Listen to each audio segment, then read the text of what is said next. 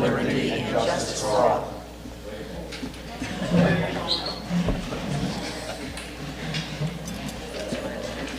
Roll call. Roll call. You scared me. I guess Bob's here. Daniil.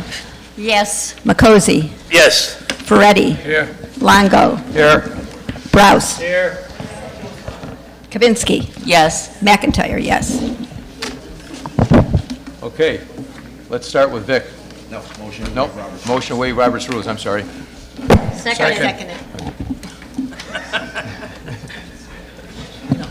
Which one you said? Vic, we'll start with you. You got anything going on? I just want to make some clarification from the last meeting in November, which I wasn't here. I was home. We did the meeting on Zoom, and when it came to my making a motion to accept the budget and do the treasury report, Zoom kept going in and out, and I was losing connection, and I couldn't tell what was going on. So that's why it kind of seemed like I was lost in space. As far as the financial statements go, the treasury report, I didn't have the information at that time to do the treasury report. Since then, shortly after that, I did get it, and I passed that to all the board directors. So hopefully, we're switching accounting systems here in the office come January after we close out the year, and hopefully that will solve some of our problems of getting the information late.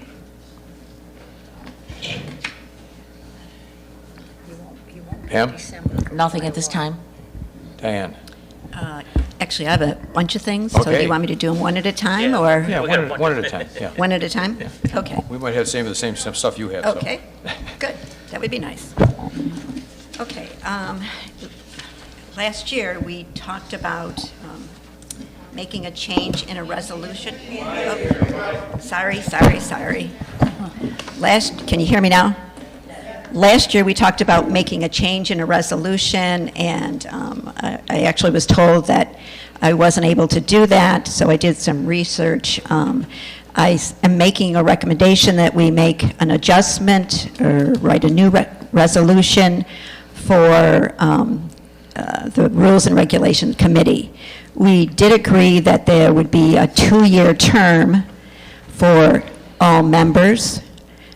Presently, we have 2 board members and three board members? Well, actually, in the resolution, we're only supposed to have 2, okay? And we have 4 residents. So my recommendation is that we have 1 board member, because every board member has a responsibility to read the rules and regulations after they've been developed, and open up those positions to people in the community so that they have an opportunity to have more input in the rules and regulations of the place that they live in. That's my first one. What would be the number of residents then? Will we keep the number at Six. it's 6? Well, 7 is what was written in the original resolution. We can discuss this at the Rules and Regulations Committee, right, when we have that meeting? Well, I want to take it to the board, and Yeah, I want well- the board to take consideration of this, Yeah. because I think it's important for as many residents as possible to be on the committee and to rotate it on a 2-year basis. At the last meeting, we already identified 2 people that would be willing to off the committee, and we would be replacing them and posting an opportunity for anybody who's interested in March. Okay. I don't have. Are you saying 7 total or 7 7 total. total? Yeah. I think, just for my input on it, I think that's not a bad idea, like Diane says, is we get more people involved in it, because when you present the rules and regulations, you present them to the board of directors anyway, and if they have any questions or concerns about it, that's when it would be. It's just to be a little more easier for the board just to review what they changed, and then they make it up. You're redundant when you have 3 board members on it, so I agree with that. Thank you. What's the process for the outgoing people? How will those be posted on 63? Yes, we'll post it on 63 every opportunity anybody's open to that. And just as anybody's open to come to any committee meeting, I would encourage residents to do that. Okay. Put that on the agenda. Thank you. One down. I got a few of them. But anyway. I don't have anything. You don't have anything? Bob? Yeah, well, first, I know probably was I want to thank whoever put this Monterey book and so forth together. However, something has to be changed in this thing. It's got the House committee reporting to the board as a board committee. It's not a board committee. That should be under the membership committee. In the book, it says it's a board committee. It's not a board committee. It's a membership committee for various reasons. I won't get into that. The other one was on the book is I guess there's no fitness center chairperson. Anybody know? No, there isn't anymore. Don't look at me. I'm not going to be the No. fitness guy. No, we can tell. It was probably a typo, so if Peggy or whoever, if they just change that. There is no fitness any longer. No, not that. I mean the communications committee. It's just a notation that it's not a board committee. Okay? Thank you. That's that one. The House committee is not a board committee. It's a membership committee Yeah. for various reasons, which we don't want to get into because it's money thing. Yep. And if there's no fitness thing. Okay. I think that the board, it is a board committee because it requires the board to make approval for any expenditure. Even though they make money, we contribute to it as a board. Isn't it in the budget? No? No. Okay. So, okay, we had changed it because the second time around was taken away from the House committee. The House committee was no longer going to make any money, so we changed it to a board committee, okay? Then, the House committee came up with other ways to make money, so they do have to go back to being a more committee because they make their own money. Correct. Okay. We don't want to get involved in the money thing. So the monies from the second time around sale goes to Mora. Mora. Okay. Any money coming in goes to Mora. We have nothing to do with anything. We don't want to. Can I clarify that? There was a resolution that the board accepted the House committee, but because of the money that they raise, it only sits under Mora because of that reason. Right. Now, the money from the second time around sale goes to the House committee, not to Mora. Yeah, but House, Oh, yeah, House Committee, yeah. yeah, but the House committee Which is still part of Mora. reports to Mora, Right. right? But All committees are under Mora. she's right, Bob, the money stays with the House committee. Yeah. Oh, I don't, yeah, Always it has. has nothing to do with the board of directors. That's No. my Correct. that's my main concern. Correct. Nothing to do with the board. Go, thank you. And I suppose that's why it's sitting in the phone directory that way, Okay. but Gene? Nothing at this time, please. Okay, I got a bunch of stuff, but one at a time like we're doing. One of the things I wanted to bring up was the owners leaving paint, building materials, garbage outside the fence and the trash compactor. They're doing it on weekends and after hours. We've run into a lot of problems where people have dropped stuff off down there. We don't know who's doing it. Just so everybody knows in here, when that happens and we have to get rid of it, we don't know who did it, everybody in this community is paying for their trash and their garbage that they're dropping off down there. So please don't if you see somebody doing it, turn them in. I don't care what it is. You don't have to bring your name in. Just let them know that building 51J turned something in or put something out there so people know where it's coming from. Also, wait a minute, well, also, down at the trash compactor, there's people throwing stuff in the trash compactor. If you look in the rules, you're not supposed to be throwing stuff in the trash compactor. There was C&D that was put in there, shelves and stuff. It jams the compactor up, which costs us money if it breaks down. On the third Thursday of the month is when they pick up all C&D or all bulk items, which is the 19th of this month. Okay, I'm just going to do two updates, because I know you guys got a lot of stuff. So the fountain at Pond 8 was removed and is being repaired. It's under warranty. It worked for a few days when we put it back in the pond, and then it quit, but they've come and picked it up, so that is being repaired, and it is under warranty.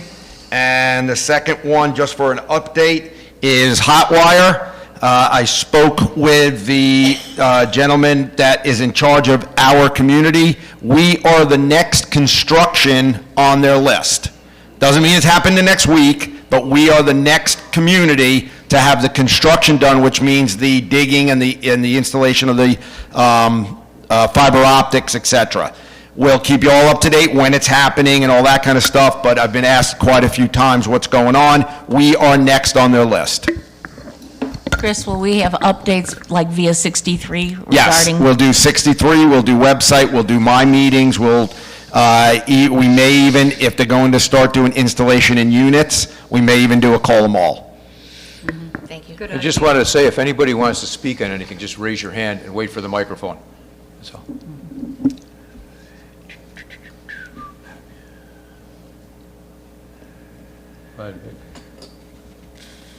Next.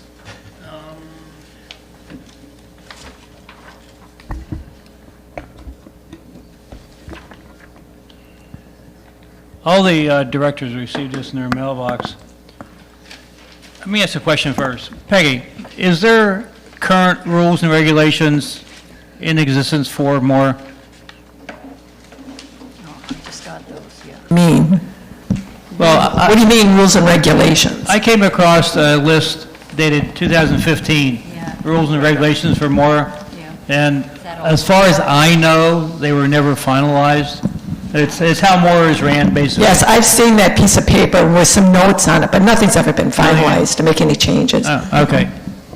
What I'm proposing here is, I got that list, I put in a couple things myself, Sue has a copy of it, just bringing it more or less up to date and how more should be ran. I think it should be something just like Diane's group that has rules and regulations. I think all groups should have it. If you want to see, Sue has a copy, I said, you can look at it.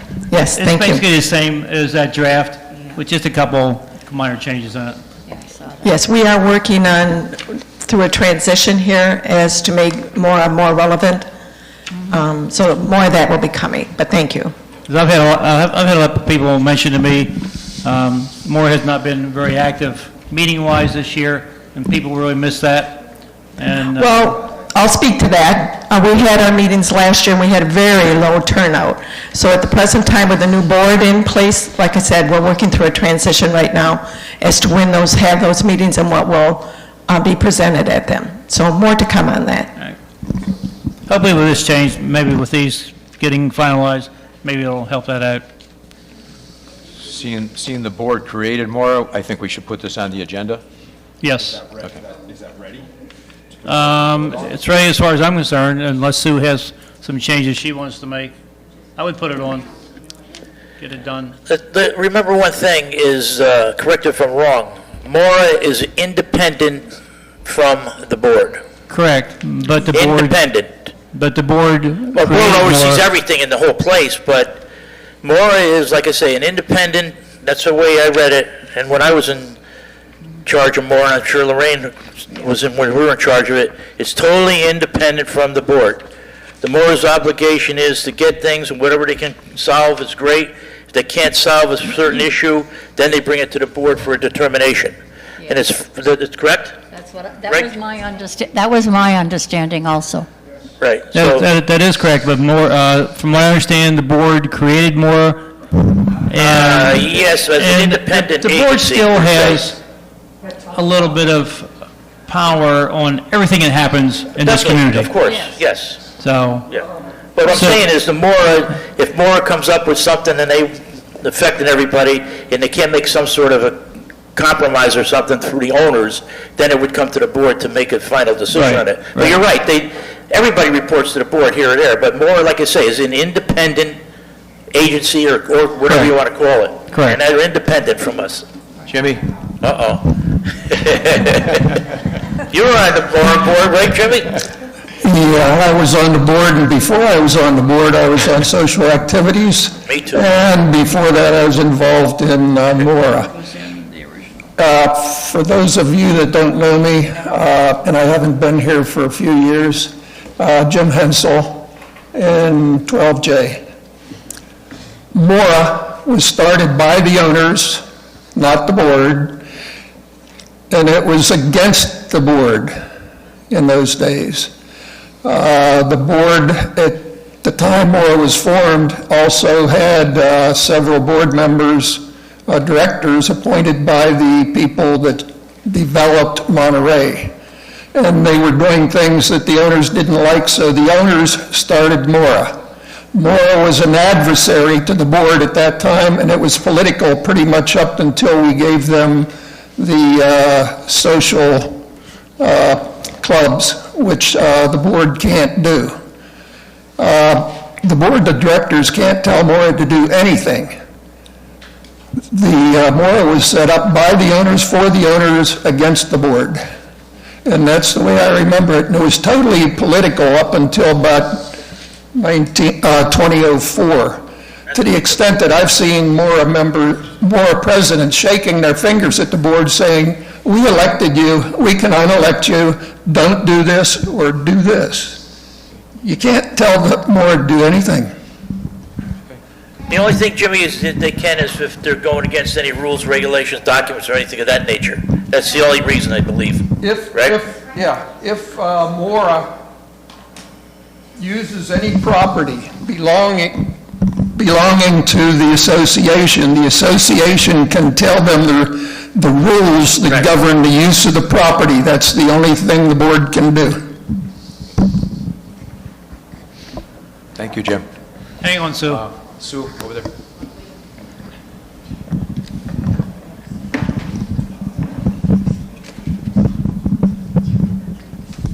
In the time I've been at Mora, and when I was in social activities with Bob as president, he reinforced to me constantly that Mora is independent. We represent the owners.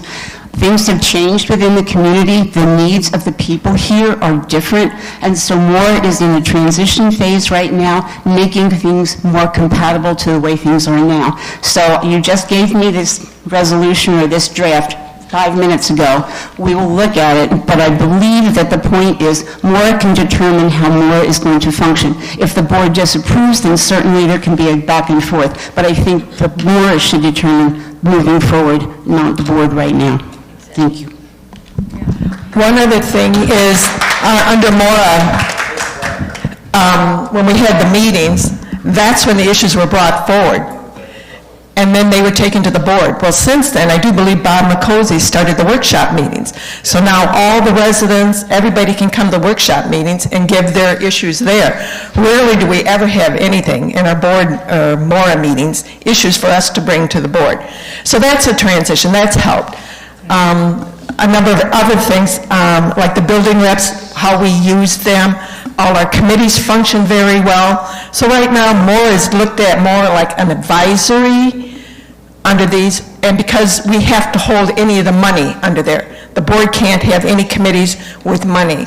So we're looking at all these different things as how relevant Mora is and how it should act with the community going forward. Good. Okay, just another quick clarification. I believe it was in 1988 when Mora was formed, and it was originally formed, the board made a resolution to allow Mora to be formed. Just like we do a resolution to form the House Committee, the board had to approve Mora being formed. I think that's all that Vic is saying, is we're updating that resolution, allowing Mora to be. The rules are what Mora wants to make them. Is that right, Vic? Okay. They made what I had. Yes. Just, I thought they need How you updated. run Mora is up to Mora. It's just that the board originally had a resolution forming you. Well, and we have a liaison from the Yeah. board to Mora, so there is a connection there. Connection Yeah. in there. Connection there. When you make rules and regulations and stuff like that, should the owners be involved in that? Yeah. I mean, it's an owner's representative. Absolutely, they should be involved. So they shouldn't be doing it on their own. So, okay. Pam? I still have nothing. Okay, Diane, go ahead. Okay. All right. Let's see. Okay, this is an issue that came up before I came on the board, and it was a plan to introduce safety issues at Monterey. And I was on the committee that looked at this, and what I'm talking about is the AED defibrillator. Again, I wasn't on the board at the time, so I really was just part of the committee. I firmly believe that we have come of an age that we really need to have an AED. I think probably 99% of the men who watch the football game of the Bills, the 50% of the ladies who like football, saw something that we don't need to have happen here. I would like to ask Maura to take a look at having the speaker come back. I know we went through all the issues and the legal issues, but Florida is a citizen-friendly community, so none of us need to be afraid that we're going to be sued, and Monterey's not going to be sued. What we're trying to do is just offer a security for residents. Put it on the agenda. For more, I think Warren's gonna look into it. You're gonna look, you wanna look into that, Peggy? I mean, we've been through this, but I mean, Holding a CPR class can be done here, can be done, but we would have to set it up with, probably through the Red Cross, and then let you know when that class is going to be. I think we had it a couple years ago here, Maggie. It's been a while. They had the CPR. Everything was a couple years ago, I pre-COVID. believe. Yeah. And I know Pre-COVID, everything was pre-COVID. I've been approached by several people about having a refresher course Oh, yeah. for CPR. there's nothing wrong with that. But you don't have to wait for us to hold this either. You can go to the Red Cross or other organizations. There's classes held all the time. Anybody can go and take those. Yep. But if that's something that Sue and the new committee wants to set up that and see if we can get somebody in here to do it, I think you just That would be call up to the fire them. department. I mean, I think it's a good idea to bring it in here if you're gonna do it. I think it's a good idea to bring it in here if you're gonna do it. So but everybody anybody know. can go online and see where these classes are held Yes. if they want to. Yep. But as far as having the AED here and knowing how to use that and where it's going to be, that would be up to the board. Yeah. Yeah, it's a tough Okay. The fire department suggests that you have an AED. When they were here giving the class, they suggested that we have an AED. But why we don't at this point, that would be the board as, I think you have to have people that are willing to step forward to learn how to use it. Correct. Okay? That's the key issue. If you have nobody to use you it, don't, that's the key. Uh, I know, I'm trained on, I was back when, not now, but I know you're right. But still, It talks you through it, I you know. gotta get I've been- people I've willing been- to do I've done it. it, I've seen it. no matter how easy it may be or everything, you're still gonna have to have people but I think one of willing to the, do it. That's what I'm saying. but one of the other issues is naming people that can use it. They may not be here, they don't want their name put out there as to when you're going to need this, where you're going to be. So, Well, in my opinion, there's two places that we need the... Everybody this. quiet, please. One at a time. One at a time, please. Go ahead. Go ahead. In my opinion, there's two places that we need it. One by the pool and one in the yacht club. Those are our two high-risk areas. For people not knowing how to use it, you open up the machine and it tells you exactly what to do. And if you use the defibrillator and the person doesn't need it, there is no consideration for that. It won't hurt the person. Right. So people should not be afraid to use it.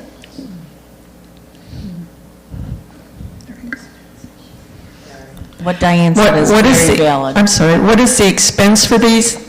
I mean, we can certainly publish to the community that these units are available, where they're located, but that's up to the board to decide, you know, you're going to purchase these, maintain them, do all of that. We priced them out a few years ago, and I think they ran, I gave Diane the paperwork, but I'm remembering that something much. like 1,400, Oh, really? something like that a unit, 1,400 a unit. My suggestion would be, this is just my suggestion, if we get if Sue contacts the fire department, I'm sure to be more than happy to come here for CPR and then we can get involved in the AED and see what their recommendations and so forth are also. Instead of jumping into the AED first, get the CPR done, and then they'll give you good guidance on that, because I agree, it helps. I mean, but I don't believe you can use it if somebody is wet. No, coming out of the water. So that's the three that we had. Well, those are that questions you happened. would have to ask. Yeah, well, you can't use it when they're wet, so just not to throw a damper into it, but I think that would be a start, I would think. Yeah. Oh, I had it. Lorraine, you got I don't have anything. Okay, I got something here, and please, nobody hold this personally, okay?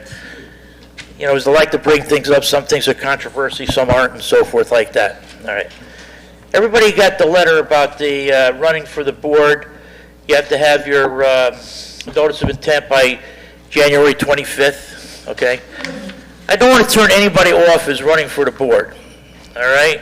I know when I first came down here, somebody wanted to run for the board. I waited a couple years and tried to see what was going on and certain things, so I knew a little bit about something. But I strongly recommend, if you do put your name in, because in the past, not to say in any place where it passed away and so forth, people were put on this board on a popularity contest, didn't know anything. His wife talked him into running, the husband talked the wife into running, and it was way over their head, and that's what happens. When you do vote, I'm not telling you who to vote for or whatever, look at the resume, read the qualifications and so forth. And if you are running, I would strongly recommend, you don't have to be an expert on it, know where the documents are. Everybody's got the documents. So you don't have to read the whole thing per se. Get yourself familiarized with it. The Florida State Statute, 718, okay? You expect to know everything on it? No, of course not. At least you go on the computer or whatever, and you can get that. The Florida Administrative Code, 61.3. That is everything is on the internet you can get. Just get familiarized with it. Know where the rules and regulations are, the bylaws, how that's constructed. Attend these meetings, the Finance Committee meeting, the Budget Committee meetings, the board meetings, and so forth like that, and other various committees. Get yourself acclimated with this system. And we have a lot of very knowledgeable people out there, a lot of them. And that's what we have to do. We're not going to be here forever. We're over 55, all of us here. And what I'm saying is that there's a lot of valuable, knowledgeable people out there. Please. I tell you, I don't want to turn anybody off, but we need people to come forward. Thank you. Can I make a comment to that? Sure. What I miss? What I miss? Go ahead. Well, you know, Bob, we couldn't have a meeting unless I said something to you. Okay, in this particular situation, Bob and I agree. I know, that's really scary. Yeah, no. But what I will say is that when I first moved here, I was recruited for Mora, where I did actually learn a lot. And I worked on a lot of different committees and then decided to go on the board. I've learned so much on this board that it's almost scary. And, you know, when Bob reads off all of those things, it sounds pretty intimidating. But it's not, because you have Chris who can explain those things to you. So please, don't anybody be put off. No, it wasn't meant to be intimidating to anybody. I was just agreeing with you. Oh, okay, good. Okay, great. You just got to be willing to learn the stuff. I mean, it's not rocket science, but I mean, there's a lot. Okay, we'd have to say it. There's a lot to understand and learn, you know, and if you get on and you're just on here for a certain reason, you know, it doesn't make any sense. You know, if you're just in here you got something on an agenda that you want done. Well, that's not, it's about the whole community. It's not about one thing. Exactly. So. Exactly. Well done. Well put. Questions, always ask questions. Yeah, don't be afraid to ask questions if you get on the board either. I mean, every day. not all of us know everything, believe me, we don't. Go ahead. I'm going to bring up the ponds because I know Chris is going to. Pond 8 is obviously completed. It came out real nice. We're in the process, well, we got bids. We got one bid. We're in the process of getting another bid for the other for ponds 1, 2, and 25.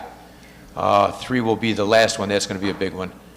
I'm trying to think. I'm trying to get the contractor back to bid that was on pond 4 and 5 because he was one of the lowest bidders. That's as far as that goes. I mean, that's the way the ponds stand right now. I don't know if you have anything else to say. Nothing else. That's it. We currently don't have a bid on 1, 25? Yes, we and- do.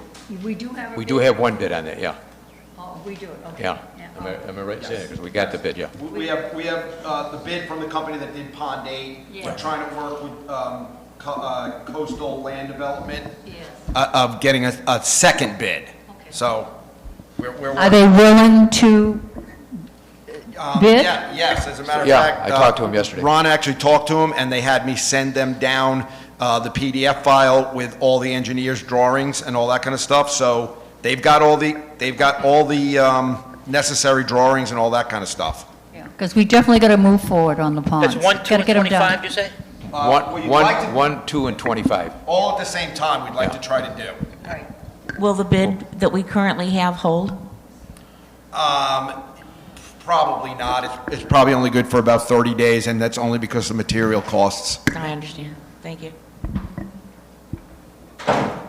Chris, are we thinking about Pond 2 being filled in? Is that talked about?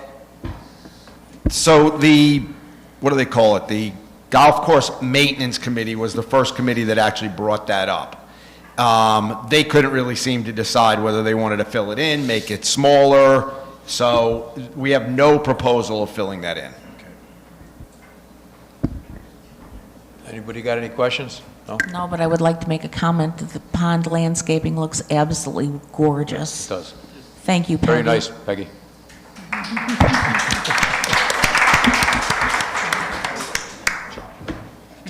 Chopped liver, hey.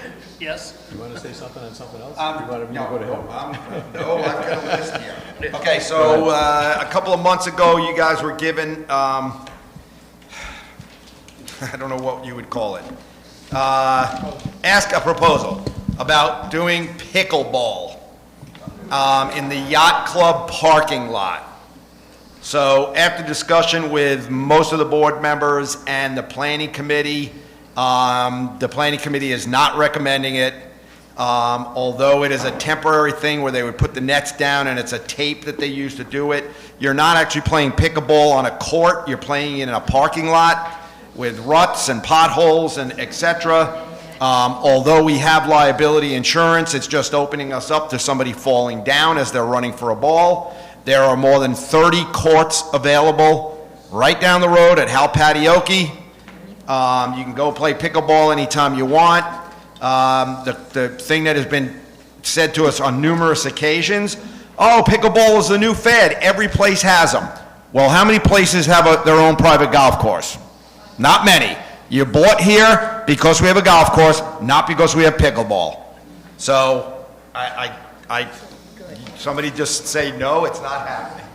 Plus, there's no place to put it. It's just, it's not feasible. But planning committee is definitely not behind it.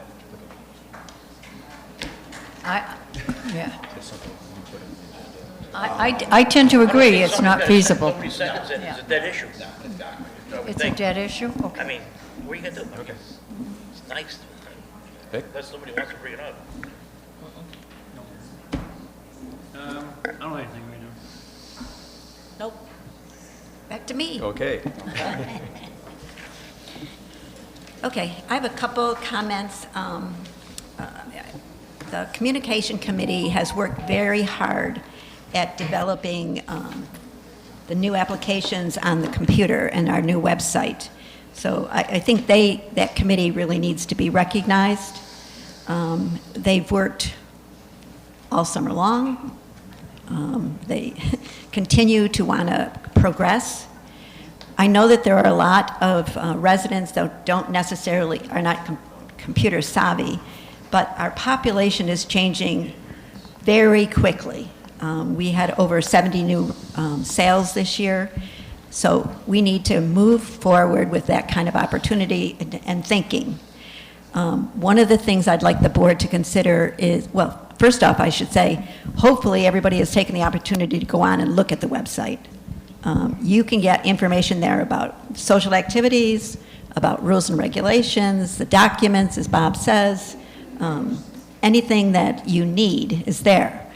One of the things that the committee is looking to do is to have us talk about the advantage of putting the application on the website. And this has both positives and negatives to it. So as a board, I think that we need to think about it and talk about it. The application, what do you mean, application of the board? Application to purchase. Oh, okay. I can't see any problem with that. Okay, well, I do. Okay. Yeah. All right, I Okay, just said I don't so know. this was brought up by the Communications Committee to me and Grace first. Okay. And we nixed it. Okay. Every single application we get in here by paper is wrong. Every one of them. Grace has to ask them for a driver's license, social security number. They didn't sign this, they didn't sign that. To get that application sent to us via the website is going to be a nightmare. It's hard enough to do these applications when they bring them in person. To get these applications sent to us on the website, and I kind of resent that they went to a board member after they discussed it with us. I really do. Well, I don't think you should, Chris, because honestly, I'm the liaison to the Communication Committee, and I'm also on the committee. It's our responsibility to bring forth. So I don't, Okay. I'm sorry you're upset, you know. Oh, it's just, I know where Chris is This was coming, a just the point of the lengthy thing. discussion. This was Yeah. just not like me saying no and not giving a reason why. Yeah. The other thing is too, we don't really want the realtors to be able to get it off of the website. Well, that's the kind of thing that I think we need to discuss. What are the pros and cons of this? Not just, you know, I don't believe anybody's going to be willing to put their social security number on a website, that's for sure. No. I mean, so That's we're the all issue going I to had have with to it. call them to But I get think more it's not information from them. Chris, well, like you said, you had to fill that thing. All right, if they send it via email, it's not right, send it back. Let them put the burden on them. If that's it, but the social security number, I don't think anybody's going to put on the computer. On that, I don't think. That's the only, that's the only deterrent I could They see. have to send us a check, the $150 check. How do they send that via the web? They still have to put it in the mail or come in with a $150 check. They have to give us the proof of the 10% down. It's not Yeah. just filling out an application online and sending it back to the office. All right. Like Chris said, there's issues with the applications even when they turn them in, so it doesn't make any difference. It's, you know, I mean, it's constant, you got to call the people back for different things, so. Good suggestion, anyway. well, And I'm not mad. I'm not I mad. know, I know you, me. I know you. I am blood. Disappointing. I know you, I'm moving. The white shirt just makes me seem Seem redder red, than I yeah, am. Uh-oh, I'm going to take my shirt off. Have we investigated as to whether there are other community applications to purchase on their websites? I have looked at several websites for various communities through here, and their websites are nothing compared to ours. But I have not seen an application to purchase, but I've only looked at 4 of them. Well, and I think that's one of the compliments that the committee deserves, because we're so far Oh, yeah, they ahead, do a good job. you know, so far ahead absolutely. of where we Yeah. could be or would have been without these folks. I don't think there's any Definitely. complaints about the combination, or the communication itself. committee. But just for a clarification, it was their idea to come and to say no, so at least we don't want to turn that, they're doing, like you say, they're doing an excellent job on that thing. That website is great, I think. Even I can run that. I agree with Chris, Thank you. because of all the personal information Yeah, well, that's put on the that's- application, your finances, Yeah, your well, driver's anything, license yeah. number, your social security number, we all know what the scams are that's going on these days. Why try to give the people who get that more information? I think it's going to make it 10 times tougher to process the application too. If it just the way it is better off. They have enough problems with it now.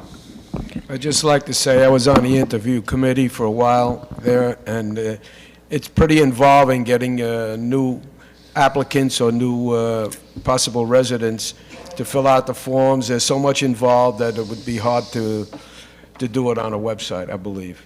But it's something to think about if we could have a proper form made out that would cover all the bases, but I think it's a work in progress, at least. Okay, Chris, I have a question for you.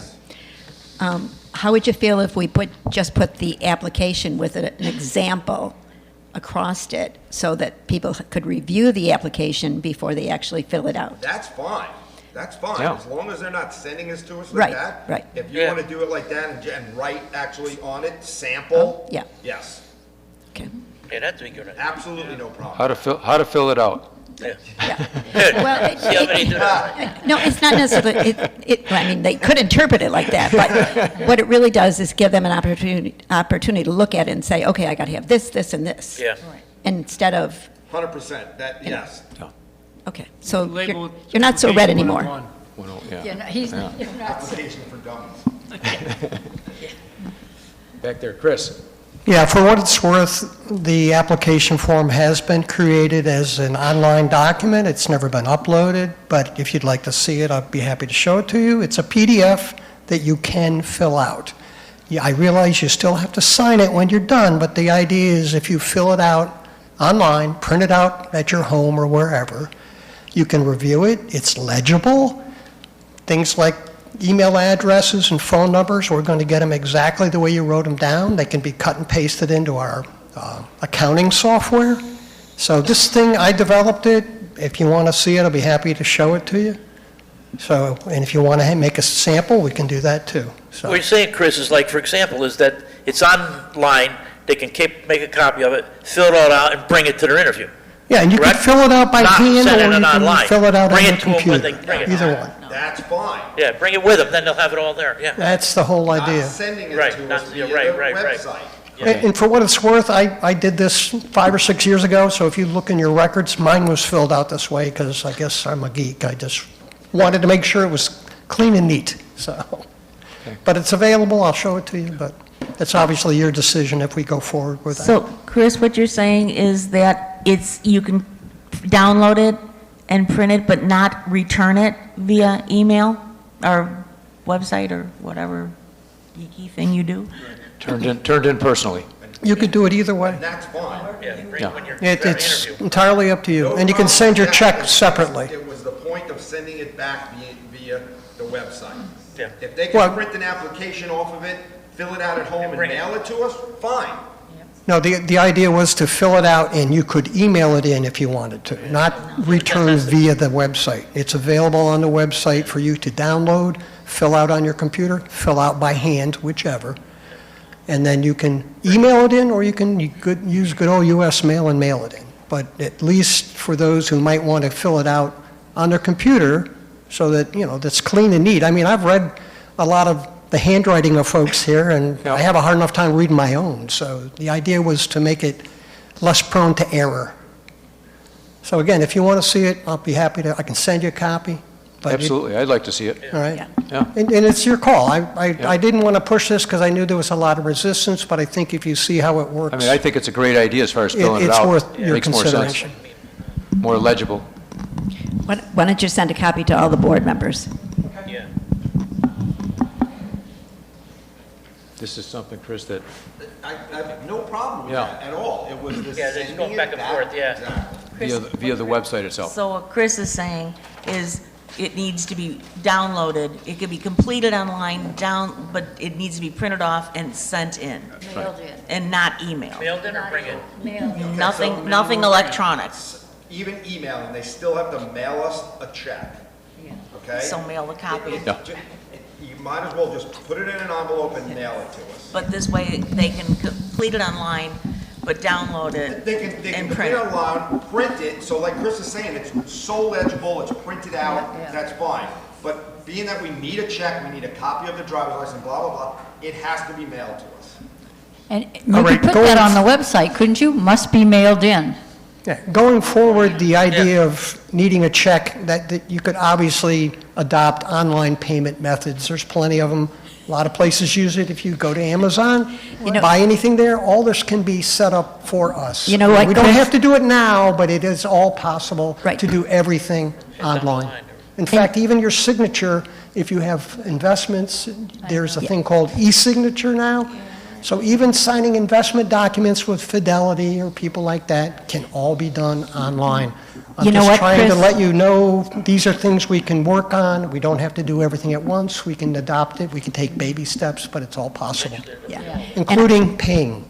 Yeah. Okay, thanks, Chris. And you know what? I think that, 10 years down the road, when people are much more comfortable with sending money through the air, it might be okay. Through the cloud, Once we ever understand the cloud. as long as it doesn't get stuck there, I guess. Yeah, you go to Walmart, there's 17 different things, and only one. Right now, I don't have a problem with them filling it out online and sending it in, mailing it in. That's not a problem. No, as long as they mail it in. Like Chris said, we can take baby steps with the thing and see how it works out. Right. But right now, I'd say fill it out online so it's legible, and Let's get a it makes it copy. easier. They Let's can get a send copy. they can copy their license and everything else and send everything in with it. Yep. Yeah. Okay. I don't have anything. I got a threefold question. Okay, number one, and here are the three first before anybody answers it. All right. The cameras in here, okay, the main entrance, are they working? Clubhouse, are they working? Yacht club, are they working? Okay. Because so- people are asking me that, I said, yeah, they're, as far as I know, they're We working. have 4 brand-new cameras in here that are on Wi-Fi that all work. Clubhouse works 100%. Clubhouse works, yep. 100%. Okay, Yacht Club, I have no idea. okay. Now, who's responsible for that? The House Committee. House committee. Oh, he's right there. He's right. You want House committee? Speaking for the House Committee, the cameras actually work. The problem is with the unit, for some reason, it's not recording it. So Okay. they don't work. They're So, not working. They work, they 50% work. Okay, now, let me ask, I don't House want to Committee's House Committee's already talking about putting a new set of cameras in Okay, down does this there. affect, like when the new hot wire comes in, will it be upgraded by that, or does that affect it at all? I don't know. We're actually talked about it in our meeting last week. We're going to hold off on Okay. doing anything until Until hot wire's in. Okay, and I'm assuming that's the same for the main entrance here. Do they work? Yes. Oh, the main entrance, go coming in. Well, the last time we checked it, it did record. But we haven't checked them because we have nobody that said, hey, somebody broke something or did whatever. Okay, so the main entrance, as far as you know, work on that thing? Yes, as of the last time it was checked. And that also, when hot wire does come in. Okay, that'll affect it, so Yes. so we really don't want to get involved doing too many things until the hot wire comes straight. Web-based. Oh, good. Yes. Okay, thank you. Quick question, are they hardwired cameras? No. They're Wi-Fi? The ones in here are. They are. Wi-Fi ones in here. They're all battery and they're Right. Wi-Fi. The one at the guard shack is hard, and the ones at the yacht club are hard. Okay. But why bother replacing them if we're going to have hot wire and be able to hook it up Right. to a Yeah, web-based? until we get more upload bandwidth, anything Wi-Fi is just bound to not work. Right. So, That's why we're holding off. Yes.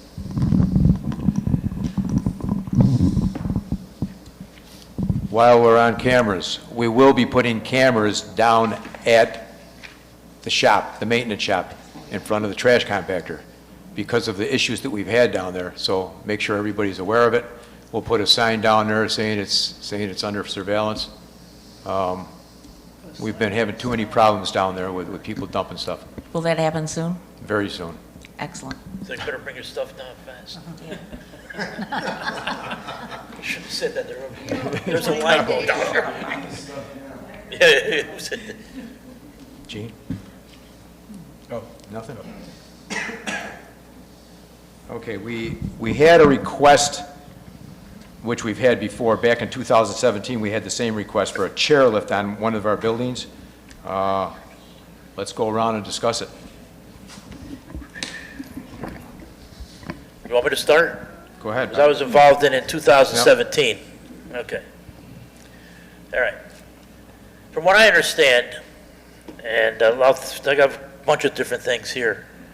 Okay, number one, if it's put in, or if it's approved, correct if I'm wrong as I go, the person who requests it will pay for it, correct? Right? Correct. Now, who pays for the maintenance? We do. So everybody in here, when it rains, the things get rusty and stops and breaks and so forth like that, everybody in here is responsible to pay for it, is that correct? Yes. Yes. Okay. How about the liability? If somebody's on that thing, it's raining, they We're fall off responsible. and so forth like that, slippery, things like that, who's responsible We're for all that? responsible. Okay. In my opinion, I think number one is, before they even start anything, and I think it's a modification of a building, they'd have to get Beechler's even though she doesn't own the buildings, I think she would have to have her blessings on it, because God forbid, somebody falls off that thing, they fall down, they're going to sue everybody they can, and she's the number one person they're going to sue on the premises since she still owns the land, okay? And I believe there's a prior letter, July 19, 2017, quote, Martin County will not allow a chairlift to be installed, period. My opinion is, you know what my opinion is, that issue. Sorry to say, I mean, there's nothing against anybody or anything like that. We're all going to get older. We're not going to be the mobility we have and so forth. But there's too many variables, I think, behind it, and I think we're going to just open up a big can of worms on that. So that's from the quote from the farmer. Martin County will not allow a chairlift. I mean, and I don't think they changed the NFPA rules since then or the local code since then. And unfortunately, the person that requested this 2017, they moved downstairs so they had the accommodations on there. Okay, and please don't take it against me or anything. I'm just saying facts out here, and these are all true facts. So don't say, "Oh, Bob McCosey's not against all the handicap." Don't even say that, because that's farthest from my mind. Because I'm very involved in, as you well know, in safety and so forth. Well, those are facts, so forth. That's my spiel. Simply, I just think we should get more information on it. Most of the people using the chairlift are handicapped to some extent and maybe would need help. There's a lot of issues about it, the liability, and like Bobby went through quite a bit of this stuff. I myself need some more information on it.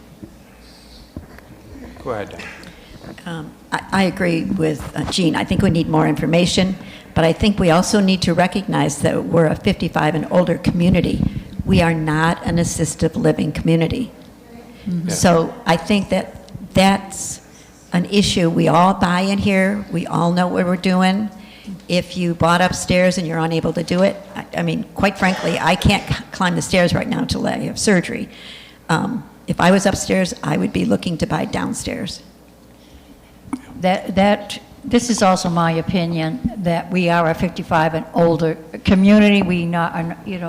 And I have a handicapped daughter, but I am against this for this community because of many, many things, liability, everything. And I feel if you cannot go up and down the stairs, as Diane mentioned, please look at property down on the first floor, because the units here sell very quickly. You could sell your unit and buy a unit down on the first floor, and that would be the best solution for the whole community. As Lorraine said, she's against it, and she has a handicapped relative. I have spoken to one other person in the development here that's handicapped to the point where they have a very hard time walking. And they're on the first floor, but they are against it as well. Another thing on this particular, one that we looked at, it comes down and goes around the end of the building at the bottom, so the chair's not sticking out when it's not being used. Is the person who's going to be using it going to send it back down to the bottom every time? Is it going to be stuck? They just walk in their apartment and it's still at the top? At that point, now it's a safety hazard. There's a reason why I'm not against it. I'm not for it. I also am against it. Yeah. Like Bob said, back in 2017, Doug Killen, the fire marshal, refused this. The one that was in, we have a letter from our attorney that went out because the VA was going to put this in for this guy, and they sent a letter out to the VA and the owners. So I'm against it too. There's just too many variables. And, we're filling in these cane bolt holes on the top, on the walkways upstairs, and this gets mounted into the stairs, screwed into the stairs, just like our railings are. Well, we have problems around the railings as it is. Yeah. This is just going to create another problem with the integrity of the concrete and stuff. That issue. You want to add it to the agenda? To actually vote? Yeah. Yeah, let's add it to the agenda. Yeah. Make it official. Good idea. Make it official, right? Oh. Me?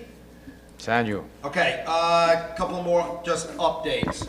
So, if everybody remembers, we've been discussing roofs because they are supposed to start in 2024. So we are working on obtaining bids for re-roofing the buildings. We are getting some prices in, and of course, prices have skyrocketed. They are all oil-based, and getting the material, et cetera. Most of the companies are saying it's a good thing you're starting now because it's going to take 6 to 8 months for them to get the material to begin with. Keith Keller had taken over the roof part of the reserves. He's still been working with Lee and with me. So we are looking at prices.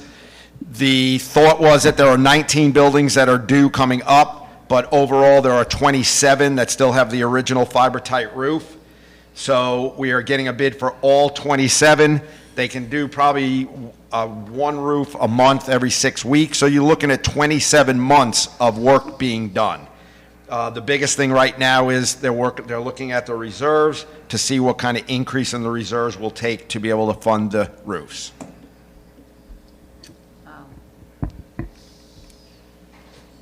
Can I do another one? Sure.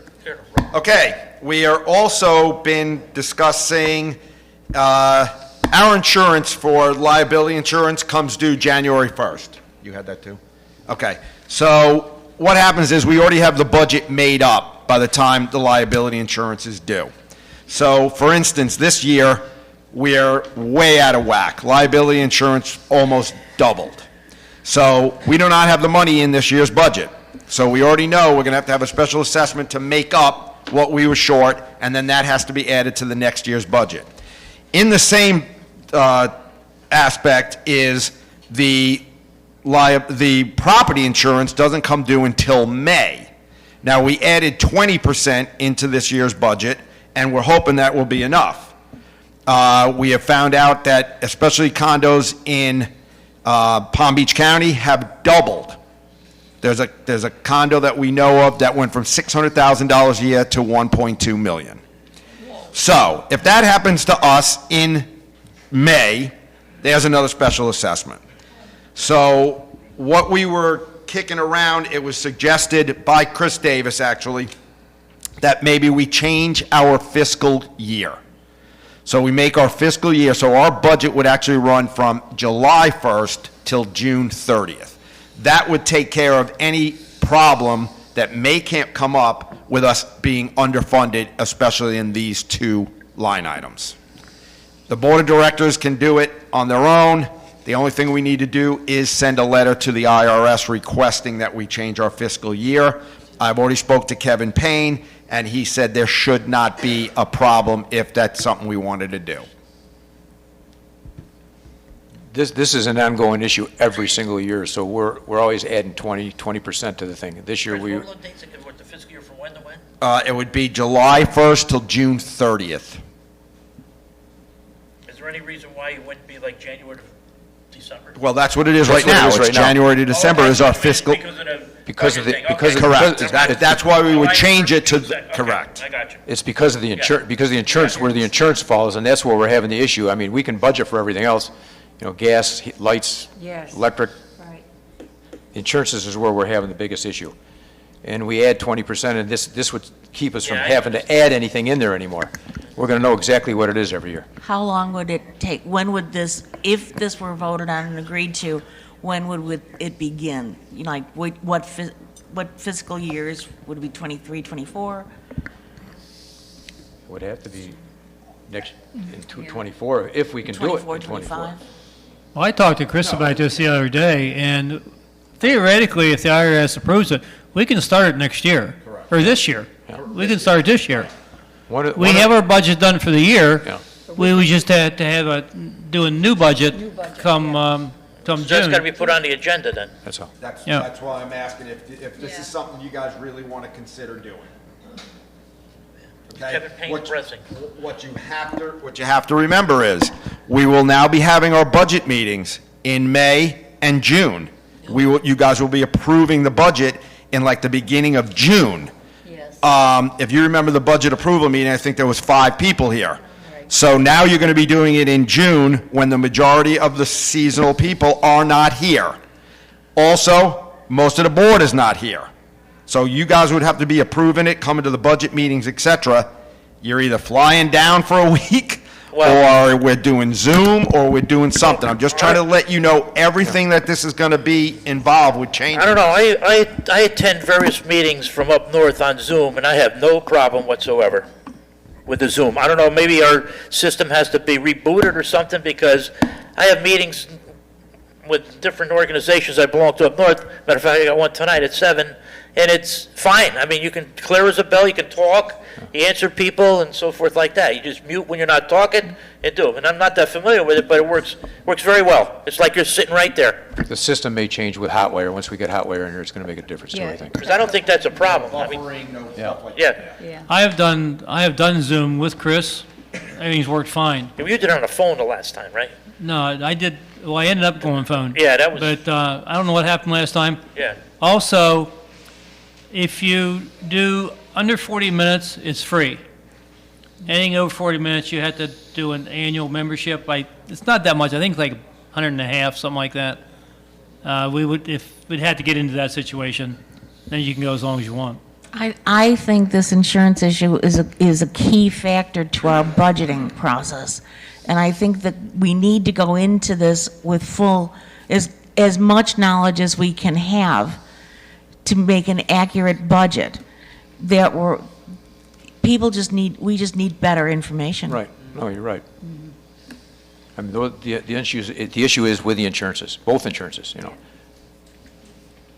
Most of the work, correct me if I'm wrong, but Chris, is handled by the property manager preparing the budget, you know, picking it up from last year, the previous year, and going through the information and making changes that are necessary, and then showing it to the board. Of course, the board has, you know, involved in all that. And there was supposed to be like 4 meetings, right, where last year we had the budget pretty much done in 2 meetings, something similar.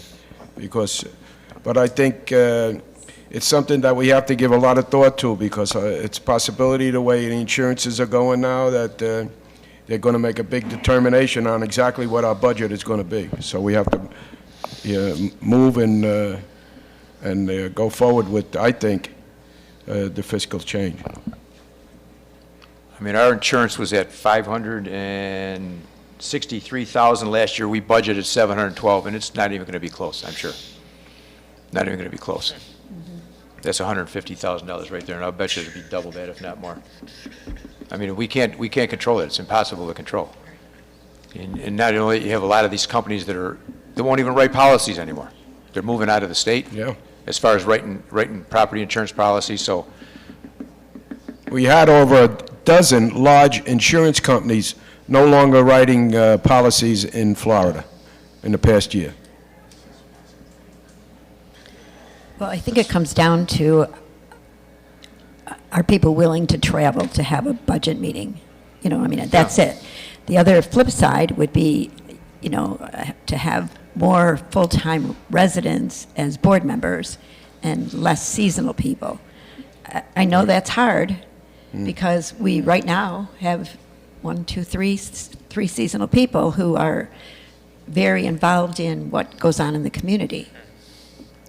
If you can get the qualifications, I mean, that's the thing. I mean, they got to be able to look at everything and understand it too, so. Well, I say, again, I repeat myself on that, it's like sitting right here with Zoom, whether you're just here or not here, you just can't make any gestures to each other, but the Zoom is like the experience I've had is fine.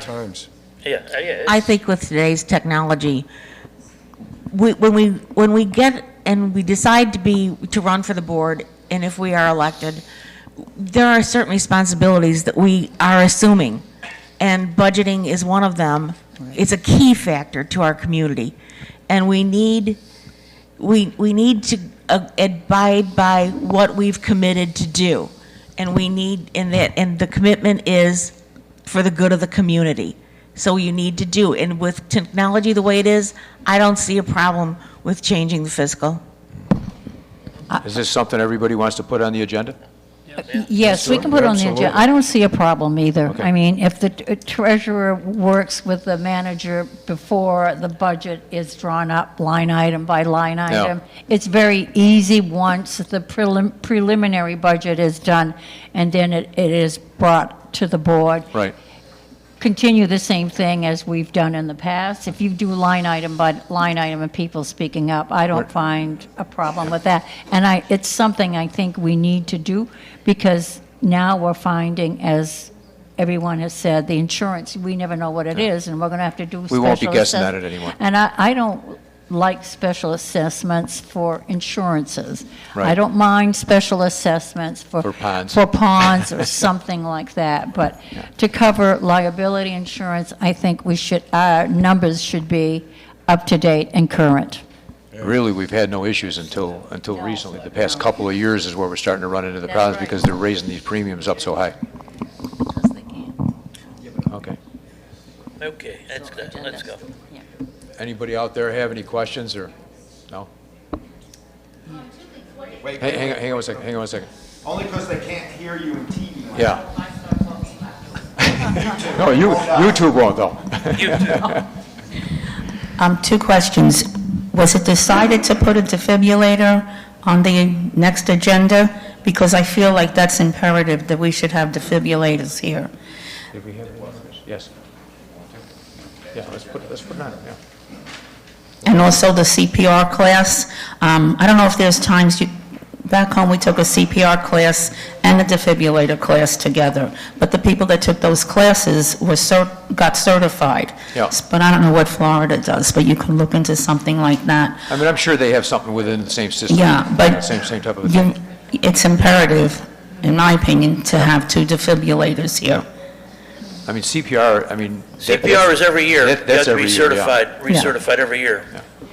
And the last one, just to go on what Diane said, I think it's a great idea that we have some seasonal and some full-time residents. Which we do now. On the board, which you do, and that's a great thing. Thank you.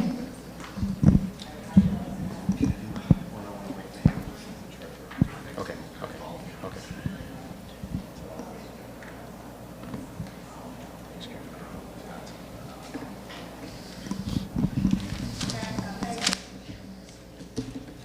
Comment on the floor?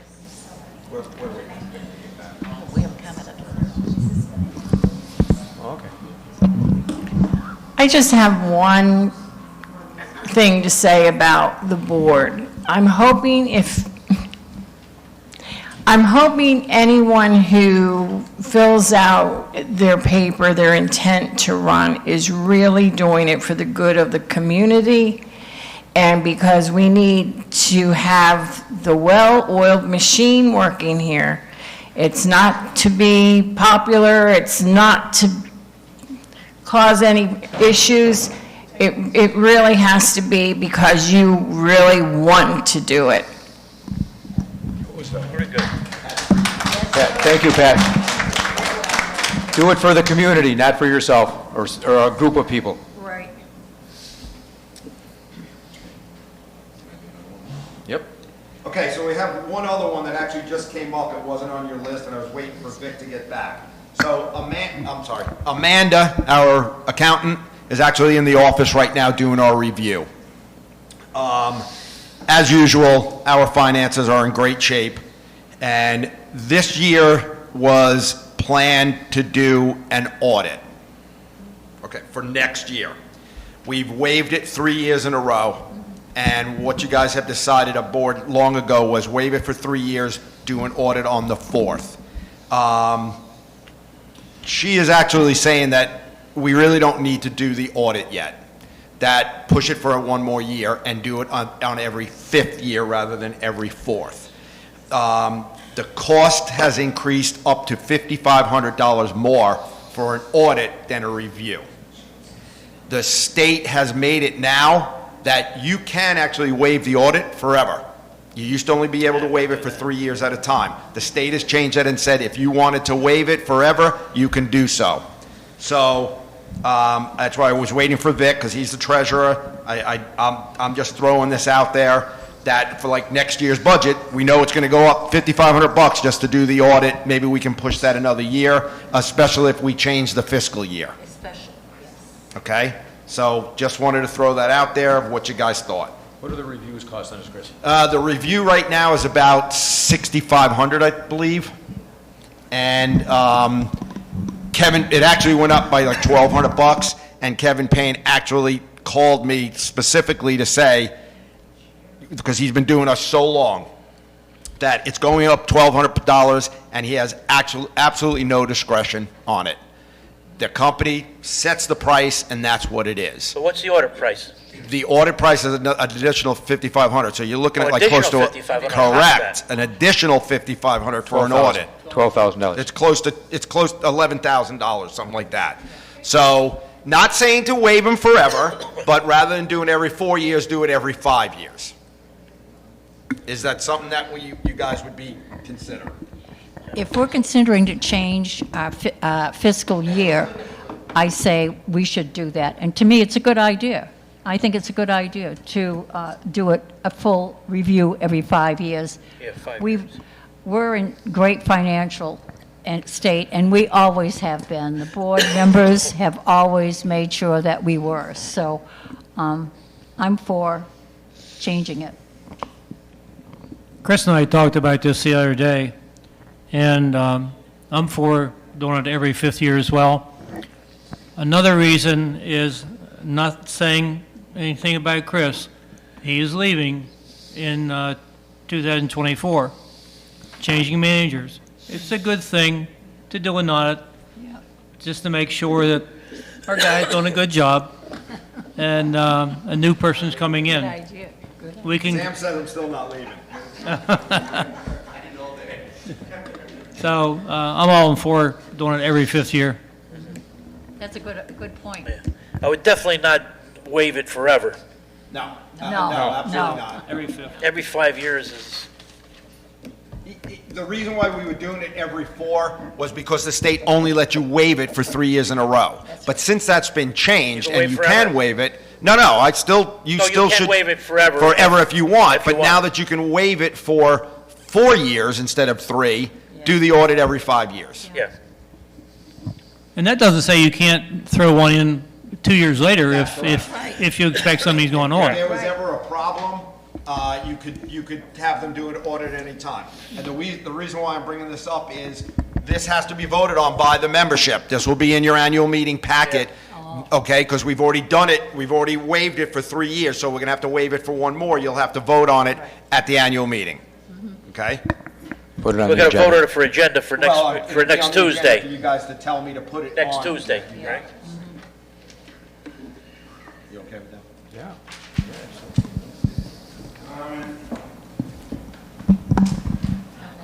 I was just wondering, would it be a good idea for the board to include in their vote that the audit be done every 5 years going forward, unless there's a question about the audit? Then it wouldn't have to be voted on all the time, would it?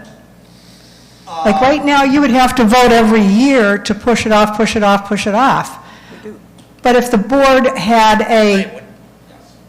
it in their by whatever, that every 5 years there's an audit unless there's a problem or a problem is suspected, then it wouldn't have to be voted on annually, correct?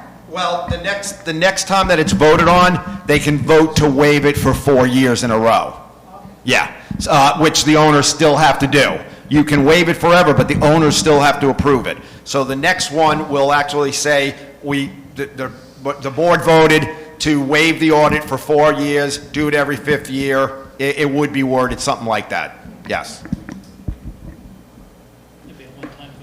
Any other questions? Once every 4 years. Once every 4 years. Yeah, but one-time vote for 4 years, correct. Anybody else on this subject? No? Okay, go ahead, Vic. I don't have anything else. I'm good. I'm good. Good. I'm good. Well, this is on the list here. I don't know who's going to bring it up, whatever, for the manager search committee. Yep. I think that's, I don't know who's going to bring that up, but I'll bring it up. what do we, this, on the manager search committee, I have an idea myself personally, but this is my opinion since I saw it on here, is, well, actually, the search committee, I believe there's an individual here that lives in this community that has the expertise of hiring and firing and whatever the case may be. So I think that individual, I don't know if he wants to be named at this time, should be be a very integral part of that search committee. Okay? And I don't think you want a lot of people on that committee and so forth. However, I think what it should be, in my opinion, again, instead of all the board members being on that committee, I think the president and/or the vice president should be on that committee with input from all the board of directors. If they have any input on it, they bring it to the president or vice president, so it's not too confusing where everybody's going in haywire or whatever. The bottom line would be the president and vice president would present it to the powers that be on how to do whatever they have to do. If you get too many people on that committee, it's going to be chaotic. But the board does have all their input on it. Like a good discussion now, you say, okay, yeah, I think this should be in there, this should be in there. Let the president and the vice president bring it forth to the community or whatever to make it less confused. That's just an idea. And I'm sure if there's other people out there in the community that are owners that have the experience of hiring, firing, or human resources in that, we can utilize those people, I would think. Right? That's my opinion on it. Similar. I think that we need to include a couple of residents who show interest. Definitely. And especially during the interview process. Oh, yeah, I'm sure there's people out there that have that expertise. Absolutely. Well, I mean, we're talking about one of the residents already. Yeah, well, we're talking about one that's pretty good on it. But in my opinion, if there's anybody out there that has the experience of human resources like that, please come forward, see Ron or Chris or somebody, put your name in there, and, you know, I guess you have to have some sort of qualifications. You can't have the street doing, I want to do it because I want this guy in there. But I don't believe you need more than 4 or 5 people. No. And, you know, But they're all filtered. Chris, 4 or 5 is more than enough. Yeah, but the board of directors should have their input on what I'm they not saying think. the board would have input too. Sift it through the president, vice president, and let them be our spokesman, per se. Do we have a date or anything that has been passed around about when we're going to start? We're going to start next October, November, somewhere in there. Yes, so the resident that, I guess this is what he actually did for a living. Yeah. And he volunteered to you guys to set it up, not to choose the candidate, but for you guys to whittle down. For instance, one of the things he said is there is a must-have, okay? So there's a column with a must-have. Right. There's a column with should have. There's a column with would be great if they had, something like that. And he would set this up with whoever's on that committee, just to whittle down the candidates. He was suggesting that we do start it in October because it's not going to be an overnight thing. Right. And talking to most of you guys, you've said that you want whoever it's going to be to start like this time of the year and have me train them until... Right, and then you'd be on a leave of absence while you're here. You wouldn't get paid. You're just... Correct. I would be volunteering my time to train the new person. Strike that from the records. I don't see you writing. I told you to strike that from... My discussion with Ron was, I don't think there should be more than 4.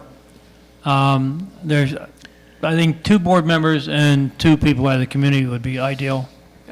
Because if you get too many people, if you get too many on it, you're going to scare people away. Who wants to come into an interview with 10 people sitting in front of you? Yeah. That's right. Well, I disagree with that because I've been through multiple interviews at a table like this. In today's world, that's how people are interviewed. They're looking not only at what the qualifications are, but what's the interaction among people, where are their goals. There's a number of things that can be addressed. So, you know, I don't think we're going to intimidate. And if we're going to intimidate him, then he's the wrong guy. Yeah. And not only that, when you go into a company, a lot of times you'll go through 3 or 4 interviews with a company. Okay. It may not be on the same table, but they'll bring you into another room and go through another room and keep rotating. Yeah. It happens with our son all the time. So when he changes jobs. So who do you think should be on the committee? Like, I mean, just maybe the president and 1 board member, or there then 2 outside people? We could always talk about that. Just think about it. Yeah. You know. You should think about it. Yeah, You're going to have it's going to the be. board bring it up with the new... Yeah, well. Yeah. That takes care of that. Yeah. Brought that up. Did we talk about the sound system? We will. I'm leaving that alone, I know nothing about that. Yeah, but I got a few things anyway. Oh, we are. I know people are concerned about tending to the buildings. It's going to get done eventually. We got buildings 9, 13, 17, and 20 that are definitely going to get done, and possibly 16 and 31, we're not sure yet. But it's in the process, so anybody that's involved in that, don't bother asking because it's in the process. Ron, you want to repeat those numbers? 9, 13, 17, and 20 are going to be definites, Yep, and 16 16 and and 31. 31 possibly. possibles. Okay. 10. Wow. I'm surprised Bob didn't bring this one up. Illegally parked cars. Oh, boy. There's a lot of them. They're all over the place. Yes, they are. People are not paying any attention to the rules. They're parking their second vehicles in guest spots. If you got permission to park in an owner's spot, you can do that. If you have a second car, it's supposed to be parked up front with permission from the office. Okay, we're going to be putting out, we got new stickers. Did we get them in yet, Chris? We've got them in. They're going to be different colors. There's going to be one color for the permanent spots. There's going to be one color for the second cars. And I believe with the guests, that's just going to be a paper? Yes. Yes, okay. So please be aware, because we've had, not only that, we've had people parking on lawns, okay? I mean, it's absolutely ridiculous. I mean, the lawns aren't a place to park on. We got sprinkler heads in there. You break the sprinkler heads, you break the sprinkler head lines, all the irrigation lines, which we have to replace. Okay, so please stay off the lawns and park where you're supposed to park. I mean, look at the rules and regulations book. I mean, obviously, a lot of people don't even read it, so. Are you going to talk about the placement, or you left for a later date? The What's that? placement of what discussed about the placement of the placement of the stickers, sticker? because there's a little problem. I think the stickers should be on the back window of every vehicle. Yeah. Yeah, we can't. No hangers. Yeah, but the problem is like, One of the issues I don't with want the these, sticker one of the only issues goes with on the the new stickers outside. stick on the inside now, okay? the red ones. You got a black border around a lot of the back windows, so they'd have to keep it up high, which puts you into the defroster. Oh. You know, into the defroster thing. I've So, got I mean, like that, about 2-3 inches around my window, and mine fits on perfectly. yeah. No, Are you're you, talking- are you into your defroster lines? No. No. See, I am. I Yeah, mean, me I've got too. it on there, but I mean, I'm in the outside of the window. So, I mean, one of the other options was the right rear window of the vehicle, of the passenger side. The thing right is, so rear. that when the manager or whoever goes around seeing, they can see that on the right side You is the see it as sticker you there, go or on by, the you back see it as you window. come back down. You don't want to, Right I don't down think you want to put that sticker on your, what do you call it, your But there should be radiator. there should be a specified spot for the sticker. Yeah. So, Well, now you can so look Chris into and it. whoever's riding around is not looking for them. And definitely in the back, not in the front. Oh, yeah. No, yeah, oh no, not in the So front. what we're actually telling people is it's got to be on the driver's side back window. Driver's side, back window. Back window. The driver's side, so. Passenger side. No. No, The driver. driver's Driver's side. side, back window.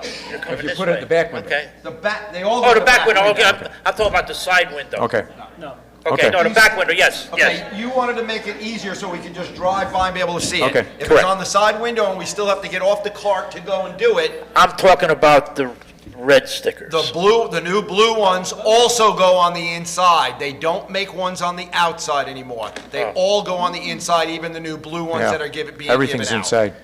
So what you're saying is we're going to put them on the back window. Correct. That's what we're telling people now. Yeah. Now, Okay. when you and I start driving around, if we can't see them, then we'll have to come up and say, yes, it's got to go on the side window or whatever. No, my concern was to put that thing over your heater thing. Inside. Only when you go to scrape it off. I mean, you just got to be careful, that's all. I mean, you can peel it off. I don't think that's going to be an issue, but I think the back window is probably the best spot for Oh, it. yeah, that definitely. No doubt I'm about talking that. you Is don't there wanna a problem with the tinting on windows? With the what? With tinting? There's not that I many. don't think so, because none of them are tinted that dark unless you put it in that border that's black, but you can't do it. You got to put it up where you can see it. That's all.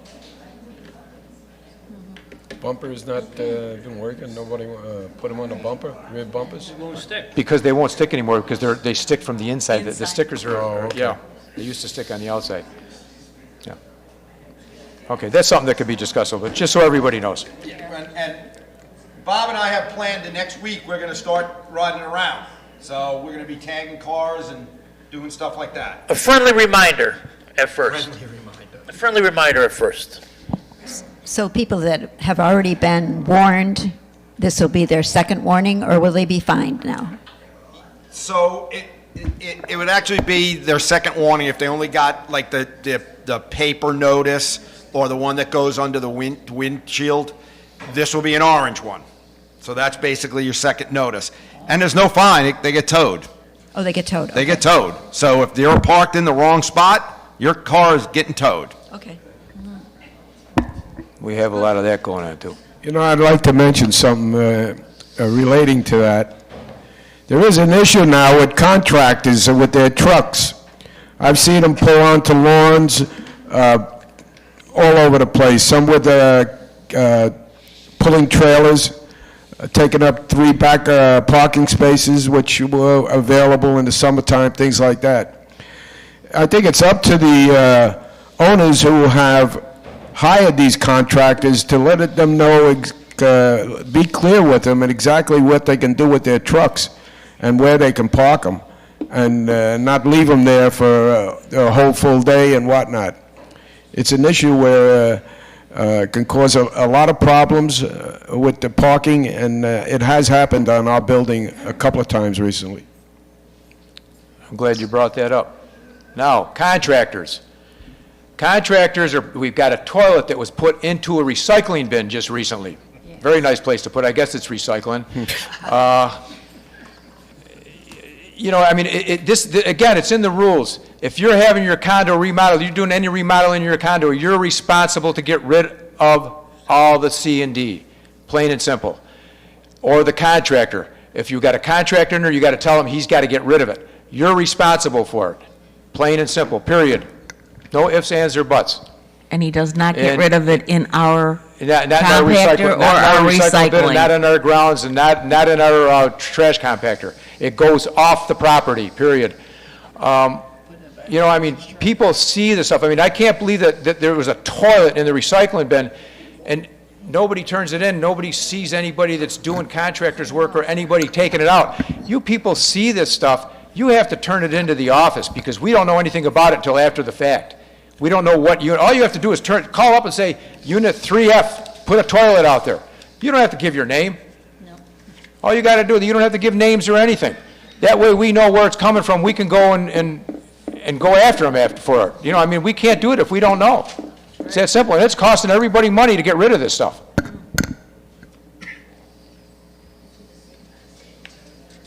Some of the contractors that have been in recently, I've seen them throwing debris off the railing of the second floor rather than walk it down the stairs. And they just do whatever they want, some of them, and it's up to the owners that hire them to tell them exactly what's expected of them. The owners are, the bottom line, the owners are responsible for what the contractor does. They got to inform the contractor of what's going on. We have a comment on the floor. So if you're having a remodel, Yes. do the contractors do the owners need to notify Monterey that they are doing a complete remodel? Not a bad idea. They do. So therefore, they should provide the contractors, no? No, they don't have to do that. They don't have to do that, but, I mean, if they're doing a complete remodel, the owner should tell the contractor what the rules are, what they have to do. They have to get the materials off the property when they're done. Correct. Obviously, they can't throw stuff over the railing. I mean, that's kind of common sense, but they do it anyway. You would think so. But if we can instill in these owners that are having their places redone, that if their contractor uses our trash bins for their materials, they will be fined. Because we, at the end, pay for it. That's right.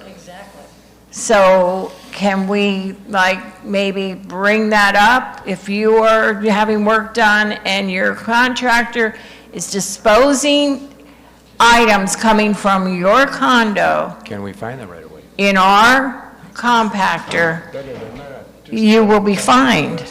I mean, you hate to get this way, but I mean, obviously, they don't care about us, because we pay for it in the long run. I mean, it's obvious that people aren't reading the rules book either, because it tells you right in the rules book, okay? And I don't know how many times at Chris's meetings, he has mentioned this time and again. People, for some reason, just, they don't care. Well, I have a suggestion. What would you think if we added it to the information that we give to all new people who buy in here? They actually get a copy of the rules that they sign that we keep. We could just add that to that document. I think. Is it on there already? No, it's not on there. It's not on there. No. I mean, not to the depth that you're talking. Right. You know, not to the depth that you're talking. But I believe that the interview committee is going to be looking to update their informations. So I could talk to Brenda Beanie about that. They get a copy of the rules and regs, right? They get a copy, And and we, I think it's in that. it's not to the depth that we're talking. Pretty much, But because it's- it tells you, you have to remove, you're responsible, or the Right, but it contractor's doesn't say you're going to responsible. be fined. No. No. It does No. not say you're going to be fined. We keep their signed copy, so if there's ever a problem, we can go back and say, Right. hey, you signed this. Yeah. You understood it at the time, you know. It's just a suggestion. No, Yeah, that- that's a good yeah. idea. You remove it off the premises, not just remove it, but they'll just remove it, throw it in a trash can. Well, and there's a fine to it. Yeah.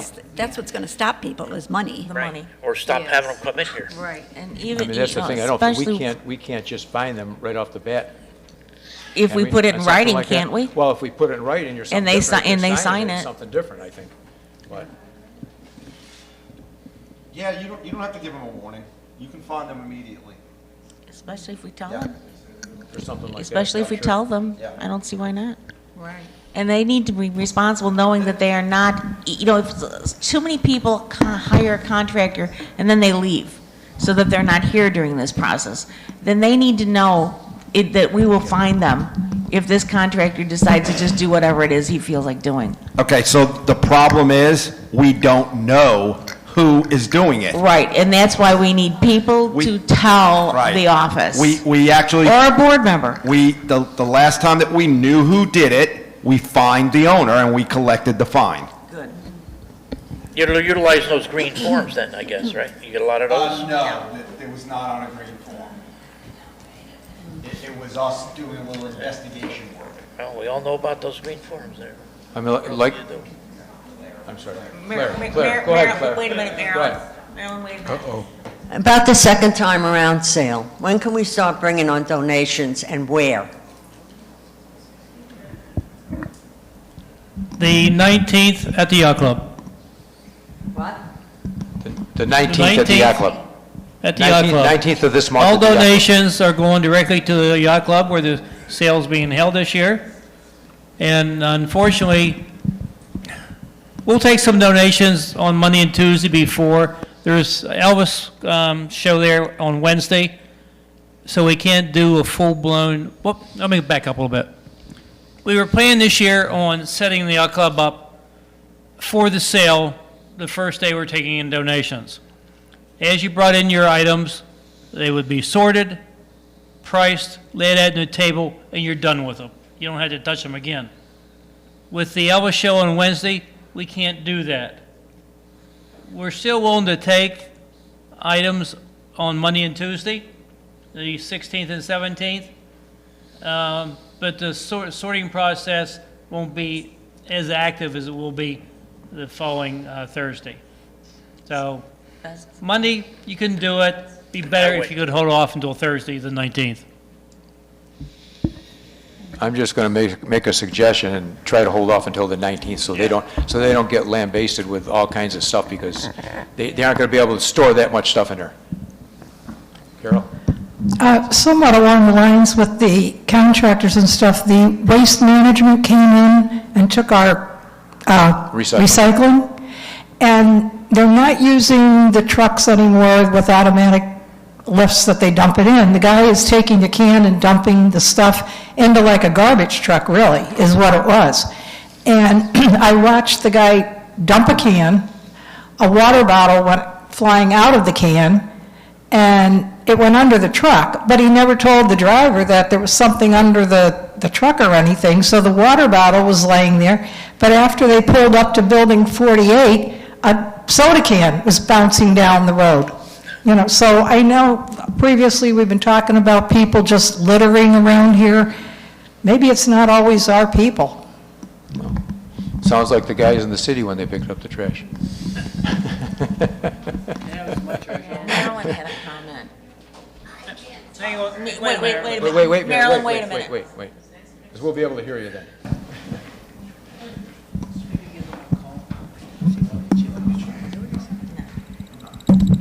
I did turn in the unit and the letter of the unit for the refrigerator. I saw them do it. I saw the guy pull this way across all the parking lots to young people, and the guy that lives there got out of the truck, took it up, and then the refrigerator went down there. I told the office, sorry, Now, where was it? if you all didn't do anything. No, I told her. I told your wife. Okay. I told his wife. Okay, I remember that. But then again, just so everybody knows, if you see somebody remodeling, even if it's something minor, just call up and say, this unit is doing, so that way if we know that day that something's put out there, we know where it's coming from. You don't have to turn your name in. Simple, 12J, 13B, whatever it is, just the unit number that's remodeling, so they've got an idea and they can write it down, and if something ends up out on the curb, we'll be able to know. Go ahead, Ken. I just have a question. The new recycling bins are much smaller than the older ones were. And are they really recycling now? Because like Carol says, they do look like a garbage truck that they just emptied in and pushed it up. I mean, it's like an old garbage truck now. So are they really recycling? And what happens when everybody's here and these recycling bins are smaller now? Are we going to get more? Well, all the new ones are additional ones. So we still have all the green ones that we had. Yes, we do. Yes, we do. We still got them. We still have all the green ones, and those were an additional 30 we got from Waste Management.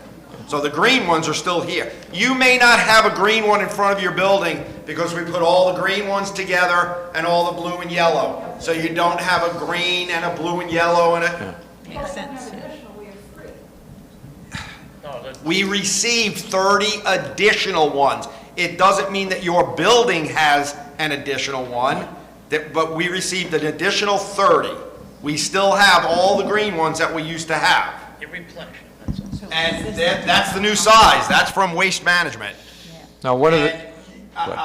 They were picking them up just a couple of weeks ago with the arms still. Maybe the truck is down, maybe whatever. Yeah, that's possible. I know when I worked for the city of Syracuse, they used to do that. They used to put it in a trash truck rather than a compacting truck, but it was all recycling. So it still gets dumped down at the recycling center. Correct. That's what they used to do. No, Waste Management is still the company, yeah. Maybe their truck is broke down, maybe they didn't have a truck available, and that's the truck that they had available. Could they be dumping it in the garbage? Yeah, it could be. I mean, not likely, but I mean, I don't know why they would do that, but... My recycling at home is put in a regular trash truck. Has been for years. And they take it to the recycling location. Okay. Any more questions on that, or anything else right now? Okay. Let's see. You gonna talk about this? Okay. I Let's don't talk. understand. Oh, yeah. Yeah. Let's do this. You want a pencil, Max? I got all this Go stuff. ahead. Okay, let's do this. Okay, go ahead. Okay. So, at the end of last season, you guys received a proposed amendment to the condominium documents that I think a few of you actually reviewed it and made some changes. And we have to have Jacob write it up officially if this is something you actually want to do. It was left in front of you this morning. You all got it last, I don't know, March or something? April? April 12th, April 22nd, 2022. So again, this is something that the association, the membership would have to vote on. So it has to be added to the agenda whether you want to do this or not, because it will have to be sent out to the membership for the annual meeting. And it all pertains to the Finance Committee. As I said, I think 3 of yous got together and with me, and we went over it, and the wording that's in here right now, I think, is what was decided on. Yeah, yes. I believe so, yes? Yeah. So is this something that you would like to Yeah, I put it on the agenda. put it on the agenda? You got it.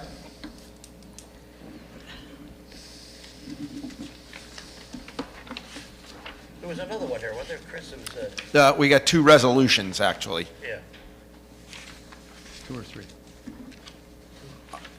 2 that I have, but a brand new one that he gave us today, but I don't, you haven't had time to look at it. No, we just got it. I just got it.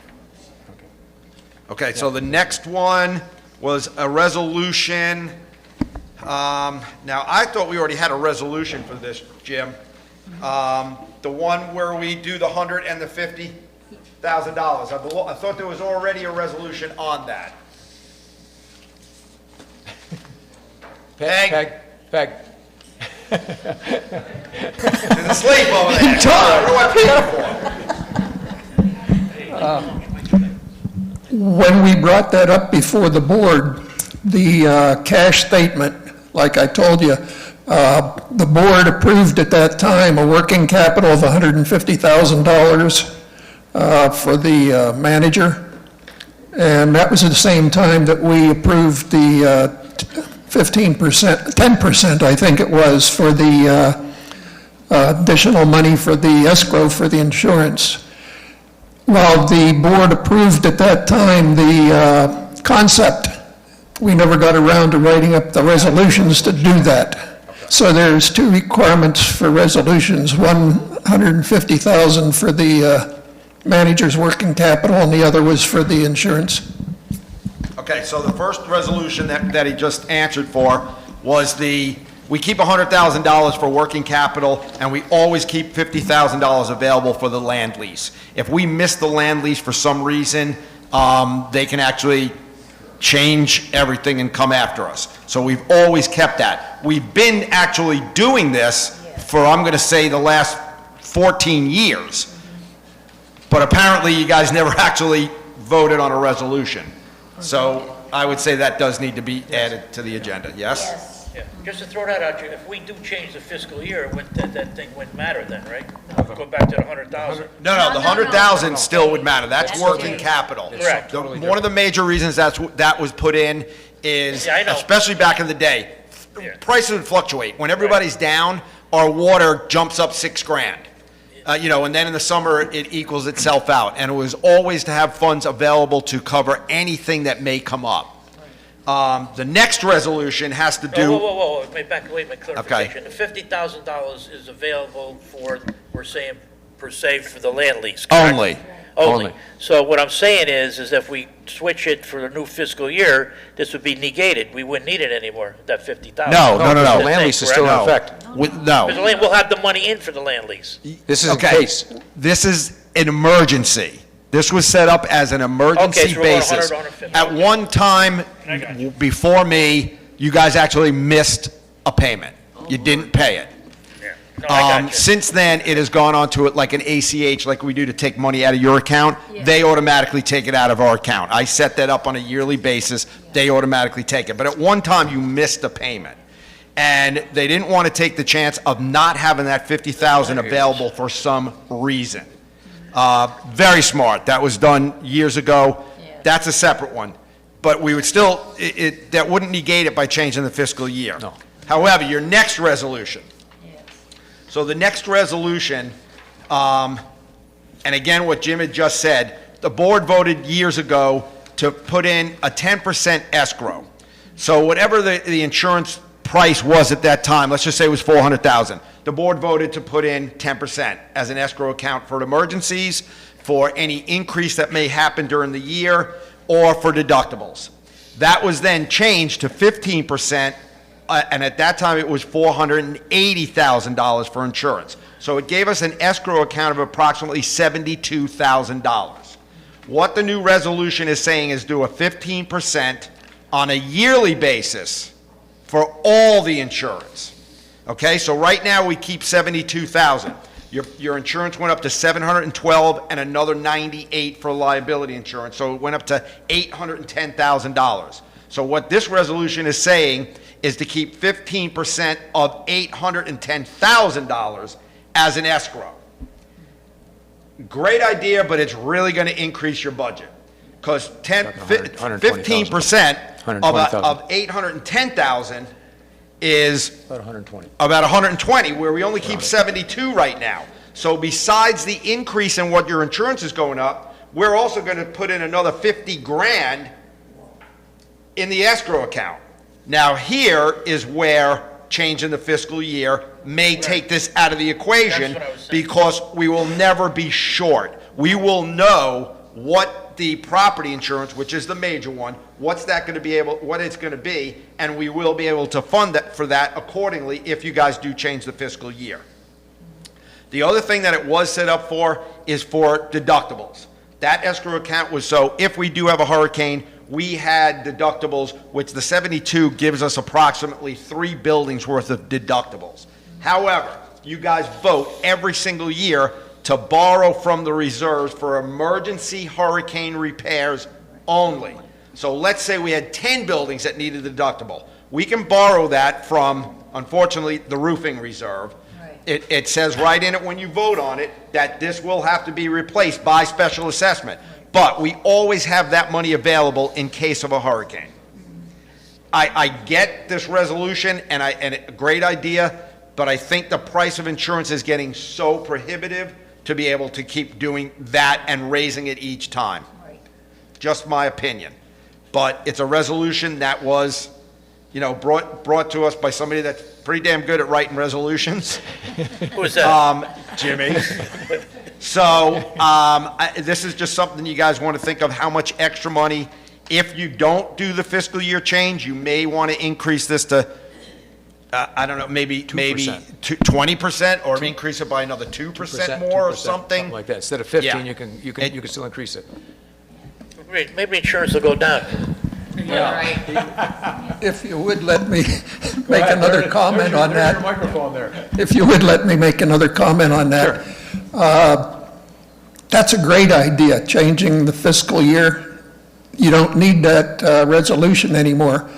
And also, the working capital, if the other insurance is taken into account, also by the fiscal year changing, the manager does not need $150,000 anymore. When we made that decision, $50,000 was to meet the land lease in case something would happen. What happened was we hit a 4-day weekend and the bank never put the money in, and it just didn't get transferred. It wasn't our fault, it was the bank's fault. They weren't working that day. At any rate, $50,000 of the $100,000 is solely for that, to make sure we never miss another payment. The other $50,000 is just the working capital for the manager. You don't need 150, you only need 100. You could say that would sit some. Yes. So we want to go with a resolution on an assumption that we're going to change the fiscal year. I think everybody's in agreement. Again, you'd have to wait if you guys do decide the fiscal year. If you change the fiscal year, then it would free up a $50,000 that we have already. You know what? The only thing you can't offset the budget with that, because you're going to get caught the next year without having that. You could add it to any reserve account that is going to be short, for instance, roofs, or you add it to a project. So if you wanted to add that 50 to the ponds, you could do that. You could add it to the escrow account and not really fund that anymore, but take that $50,000 and add it to the escrow, so you do have a larger escrow account. So you will have a lot of options if we change the fiscal year. I think we're pretty unanimous. Sounds good. So I think you guys should wait on both these resolutions to see if you actually change the fiscal year or not. I think everybody's Yes? on board with changing the fiscal year, though. Yeah. And I think it's a good idea. Yeah. What do you think, Jimmy?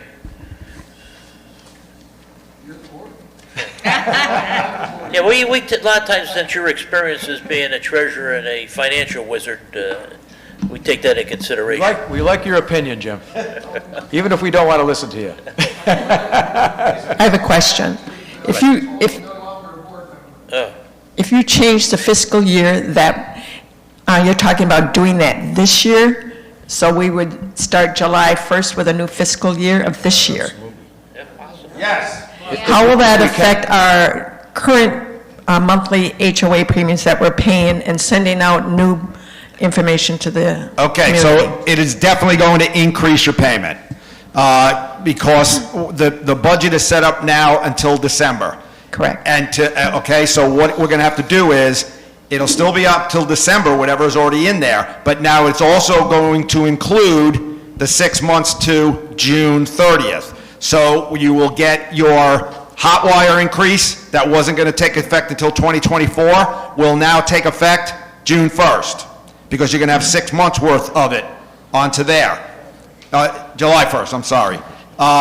You're going to, most likely will change certain things that we know of right now. For instance, the liability insurance, we're $27,000 short. That will be incorporated into the new budget. It's almost as if you're going to have a budget that's actually for a year and a half. It's that we're going to amend the current budget basically in July and have that go from July till June. So you will see an increase. However, your next July's increase will be much lower because we've already eaten up half of that year. But it will increase what you're paying. So if they make this decision, we can all expect a letter going out saying our monthly rate is going up. We have time to do all this and send out new coupon books and everything. Okay, so if we change the fiscal year, we will start from the scratch with budget meetings, the whole bit. We have to have the 2-week notice out to everybody. They have to have a budget approval meeting. We will change it automatically on your ACH. You will get a new coupon book with the new amount, the whole bit. It's not that it's cheap, okay? But in the long run, it's going to save you guys, unless you just plan on having special assessments every single year. You're going to pay one way or the other. One way or another, you're paying. Correct. Thank you.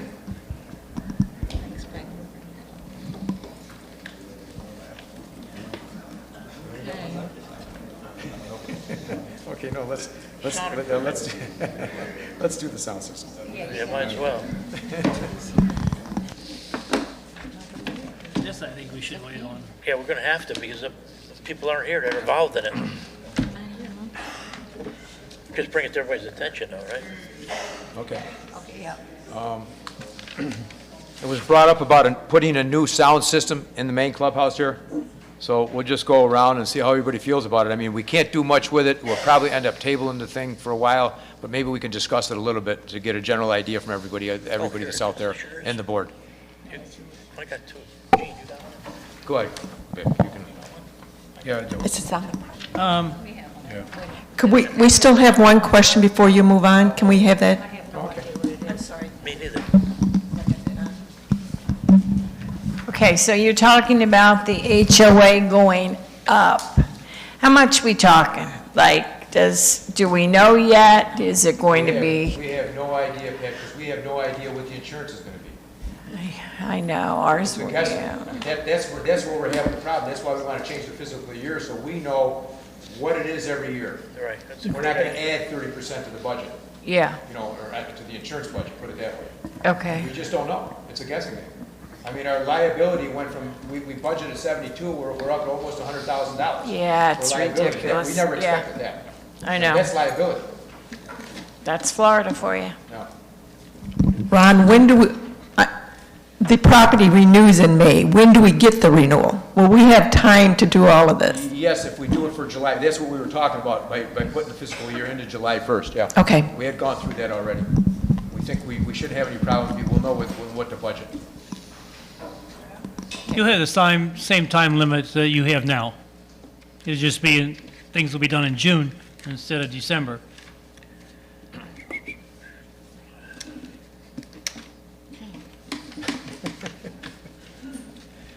Put your sneakers on, Pat. You're gonna have to get a new pair. I put my miles on. There you go.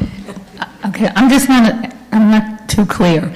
So if you do this, if you change the fiscal budget, our HOA will go up for a year and a half, and then you say it would go down then afterwards when all this gets? No, it'll never go down. It'll never go down, okay. You never know. It's just that you wouldn't have gotten the same increase if we stay with the fiscal year the way it is. Okay. Because you're going to basically get a half a year increase. So the next year's budget won't go up quite as much, but it is never going to go down. Okay. This would all be effective July 1st, new premiums. Yes. This year, and within a few months. The first year this happens, you'll get an increase we just got. You might get another increase in July because of the change of fiscal year. Your next increase won't be until a year later. And hopefully Well, not as much. Yeah, because we're gonna know what the insurance is. That's where it's gonna make the difference. I mean, if we got $300,000, unless they raise the insurance $300,000 again. Yeah, and they probably will. Control that, you know. You're not gonna get done by July with the IRS, federal government, forget it. Federal government, We'll see what I happens. doubt it very much. See what happens. You want to lead into it? You want to lead into it, or? All right, on the new sound system, I briefly talked to Chris Davis before the meeting. Personally, I think a lot of our problems here is these microphones. I had a meeting the other day, second time around, I used a portable mic. The volume and sound was fantastic, no problem at all. There are two types of microphones.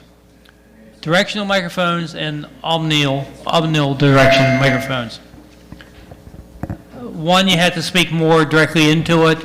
The other one can be held off out front, off the side, or whatever. I think that's part of our, I think these are directional, I'm not sure. As far as the sound itself, we have 4 250-watt speakers in this room. They don't need to be replaced. Chris also mentioned to me, well, we could get lapel mics. Each board member get one. It's one set to their volume for their mic. They're wireless, and that could maybe solve the problem as well. What we do, I think we should maybe put a lock on the door for the sound equipment, so people can't just come in and play with the buttons, turn the knobs, move the slides, and so forth. I think it needs to be discussed more before we bring it to a board vote. Yeah, definitely. My comment is, this is all Greek to me. I mean, You're not the only one, don't feel bad. what do you say? But in all of this communication, there was a talk of a demo, and I really think that it's important. Oh, absolutely. That the demo comes This is before the just to discuss it a board, little bit, and then we wait can make a and let them do- decision. Yeah. I'm on board with that. I mean, we're just trying to discuss it a little bit to see how everybody feels. that's all. Because this thing looks incredibly complicated, Yeah. but then so does that one. So, whatever we do, I really think it should be simple. Yeah. No. Oh, yeah, what is that? Everybody knows. That's what the system is gonna look like. Oh, yeah, okay, good. You know, we have a tough time with people just turning things on and off here, so I mean, it's, you The know. only question I had is, where supposedly, from what I read through here, it's already purchased, where is it? It's locked up. It's locked up. So what do we do with it if we don't approve it? Leave it in a closet, locked up? Oh, sell it, okay. I know, it's like Pam, I agree with Pam, it's all Greek to me too, so I have no idea. We definitely should hear it first. And do the demo. Yeah, absolutely. Do the demo. That's a Absolutely, yeah, let them do the that's a demo. definite. I'm on board with that, yeah. Pam Denny has a I mean, comment. we can listen to it, I mean, Wait, what's, give them the opportunity, that's it, you know. Listen to it. Who is going to? Well, that's the thing. That's- Well, I think that's part of the Pam demo. Denny's got a question. Pam Denny has a comment. I think you should listen to it. I think the only way you can fairly make a determination is for the members of the board to listen to it. I And the speakers are bought, and these speakers are 25 years old, 30 years old. When you have anything besides a meeting in here, the speakers don't work. They just don't. And they work now for our meeting with hardly any people in here. But this clubhouse is used for more than just meetings, and the speakers should be listened to by the board. It's not the speakers, it's the equipment that feeds the speakers. Okay. So if it's set up and you listen to it and you compare to what you have now, then you can make a decision. I think that would make an informed decision. That's why I said we need the demo. Yes. Demo for the demo. Of course it is.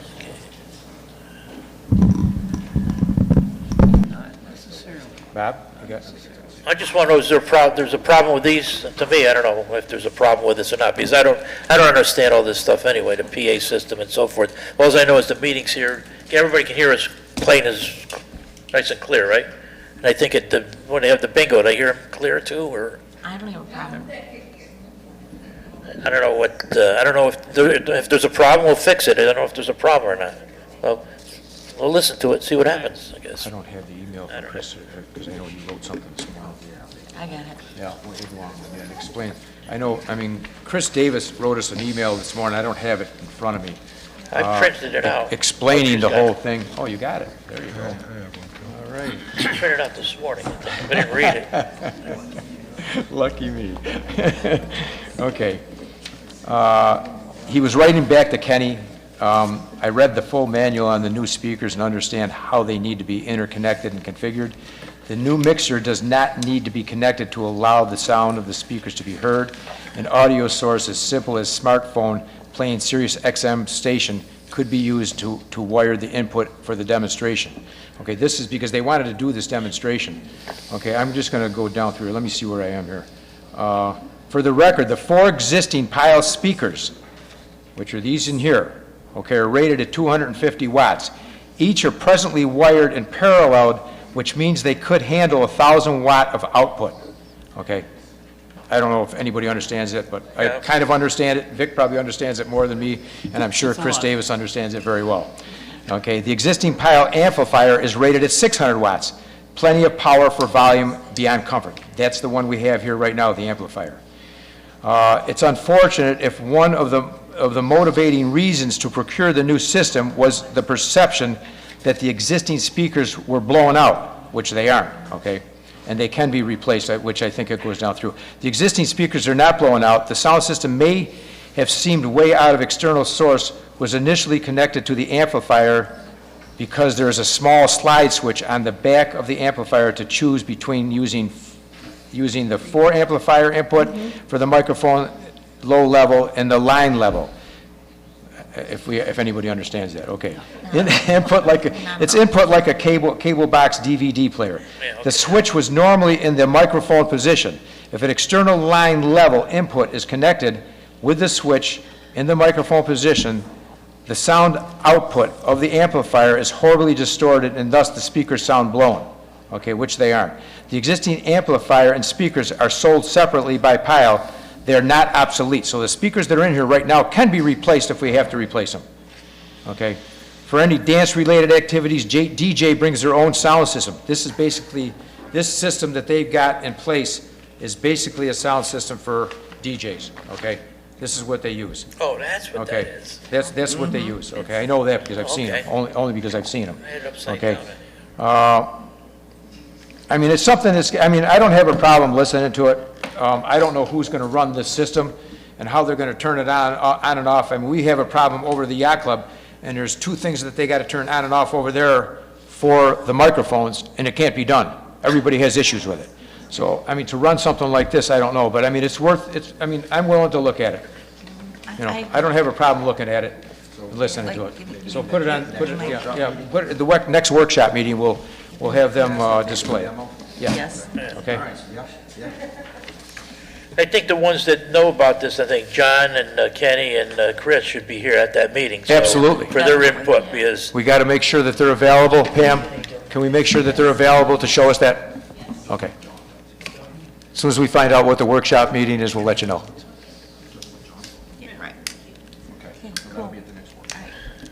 Do we have anything else? I'd like to move to adjourn. Oh, no, they might have something out there. Anybody? Has anybody else got anything else? There you go. Bob?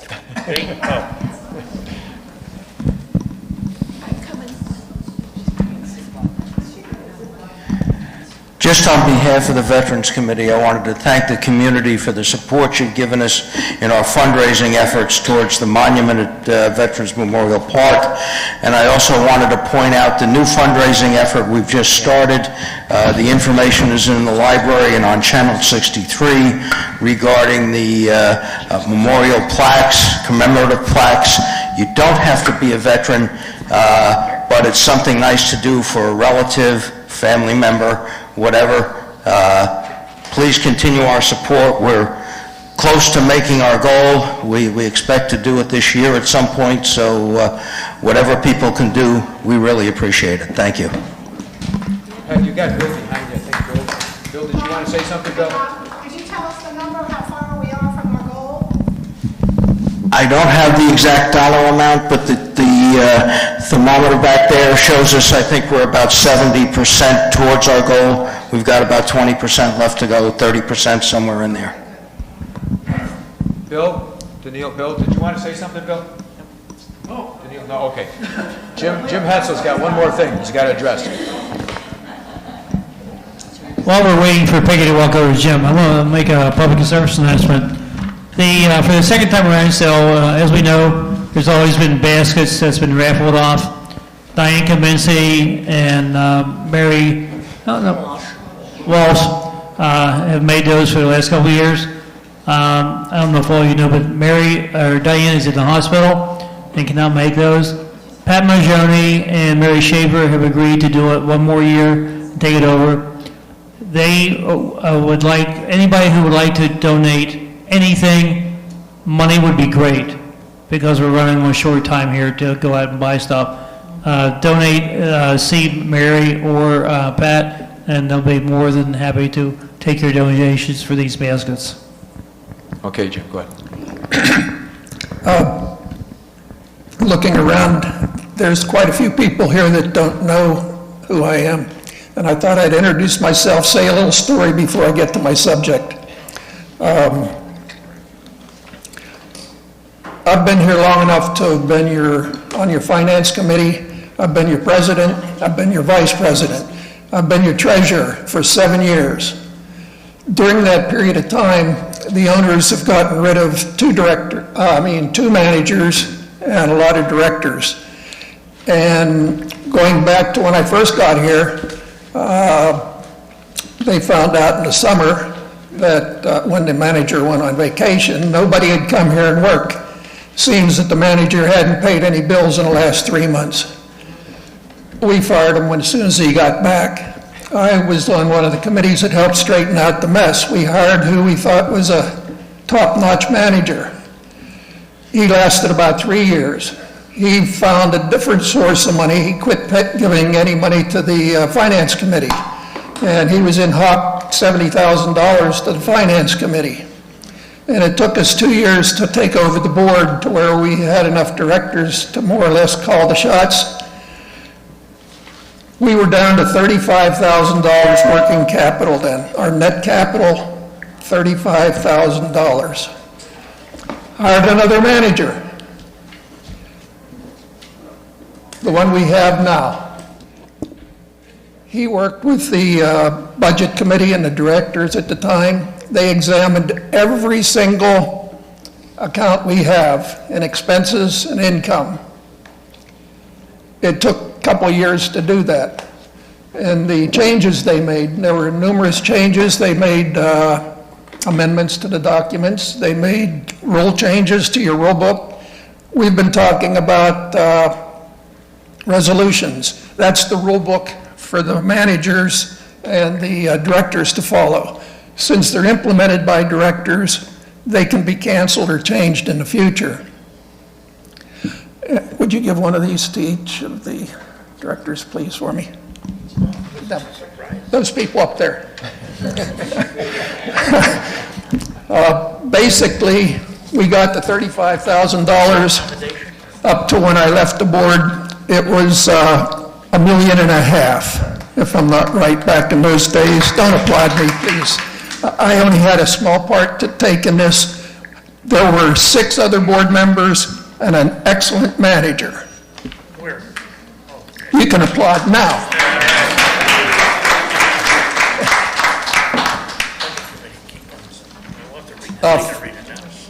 What I have and what I just gave to the board, it would not have happened, say back in 2000. This discussion meeting was held in some director's home. Nobody else came. The directors decided what they were going to talk about at the next meeting. We changed that too. None of you have had any input in those days to what the directors did. Well, my subject is, I wrote a resolution. I had a chance to go back and look at the one I wrote when I was the treasurer for the budget committee. And I can see it lacked a lot. In those days, we knew what we wanted to do, we knew how we wanted to do it, and we just did it. So it was pretty general. What I did is I rewrote it slightly, and I'd like to go over just the major points on it. The budget committee is 5 people. Treasurer, vice president, who is also the chairperson of the salary review committee, the chairperson of the finance committee, and the manager, and 1 owner at large. I made a change to that part on what I wrote of my suggestion of what you might consider. I understand I'm not on the board. You have your ways. They're not the ways we used to do things in the past. I dropped the manager because the budget committee is really, in my eyes, an adversary of the manager. You have a manager that's coming to the board saying, this is what I want, and this is the only income we have. Somebody has to counterbalance that. A manager always has the ability of overpricing everything and understating the income. He shouldn't be on the budget committee. The budget committee should be to examine what he wants. Of course, you can step in, Chris, and I agree. I always wondered why I was a voting member of the budget committee. Present it. I was actually a voting member of the committee. The manager should work with the budget committee in going over the budget. the budget committee should go over what the manager proposes. Right? There's a difference there. Okay, there's other things that the budget committee does, schedule meetings and such. But the resolution that's currently in the books does not go into any detail. And bringing that up, the responsibilities of the committee should be to question the estimated amounts on the income and the expense statement that the manager proposes, to make sure they're accurate and appropriate for the association, and to include the accurate calculations. It should be the committee's responsibility to do the income and expense statement and calculate what the monthly contributions are from the owners the following year. Another thing that we've done that helped us in the past, and I don't think you can realize the same savings, because Chris has done a pretty good job of keeping costs down. But we used to go around, we did a couple of times, to the similar associations in the area and traded budgets and compare what they spend with what we spend. Of course, they don't have golf courses. We can separate that out. Some have dockage. You can separate that out. But you get an idea from the insurance, the groundskeeping, building maintenance and stuff like that. So I put that in. That should be done about every 2-3 years, I think. At any rate, that's what I suggest for your consideration. Thank you, Jim. Jim, this says the proposed budget will be prepared according to the attached format. Oh. No format attached. Is that the same as before? Yeah. Attachment? The budget should be, it's changed a little bit from the one that was done on the resolution, and you guys probably should approve the new format, because it's a little bit different, not a whole bunch. You know that format? And basically, a resolution is proposed by a director to the rest of the board. They're being very nice and letting me do this. One thing I wanted to say, Jim, is if we change the fiscal year, some of the wording's got to be changed in this, all right? Okay. Yeah, because of the date, the months. Trust me, months in it. IRS That's minor. move it that fast. If they do, it's amazing. All right. Good shot. Okay. Could make a motion to close the meeting? Adjourn. Second. Okay, meeting's over with. Adjourn? Adjourned. We're Second. adjourned. Second. It's already second. It's already first, it's already second, it's already third. Just make sure you're don't push it. Me too. I think that's a great idea. Change the fiscal year. That's perfect, because then it's not only good for the board, but it's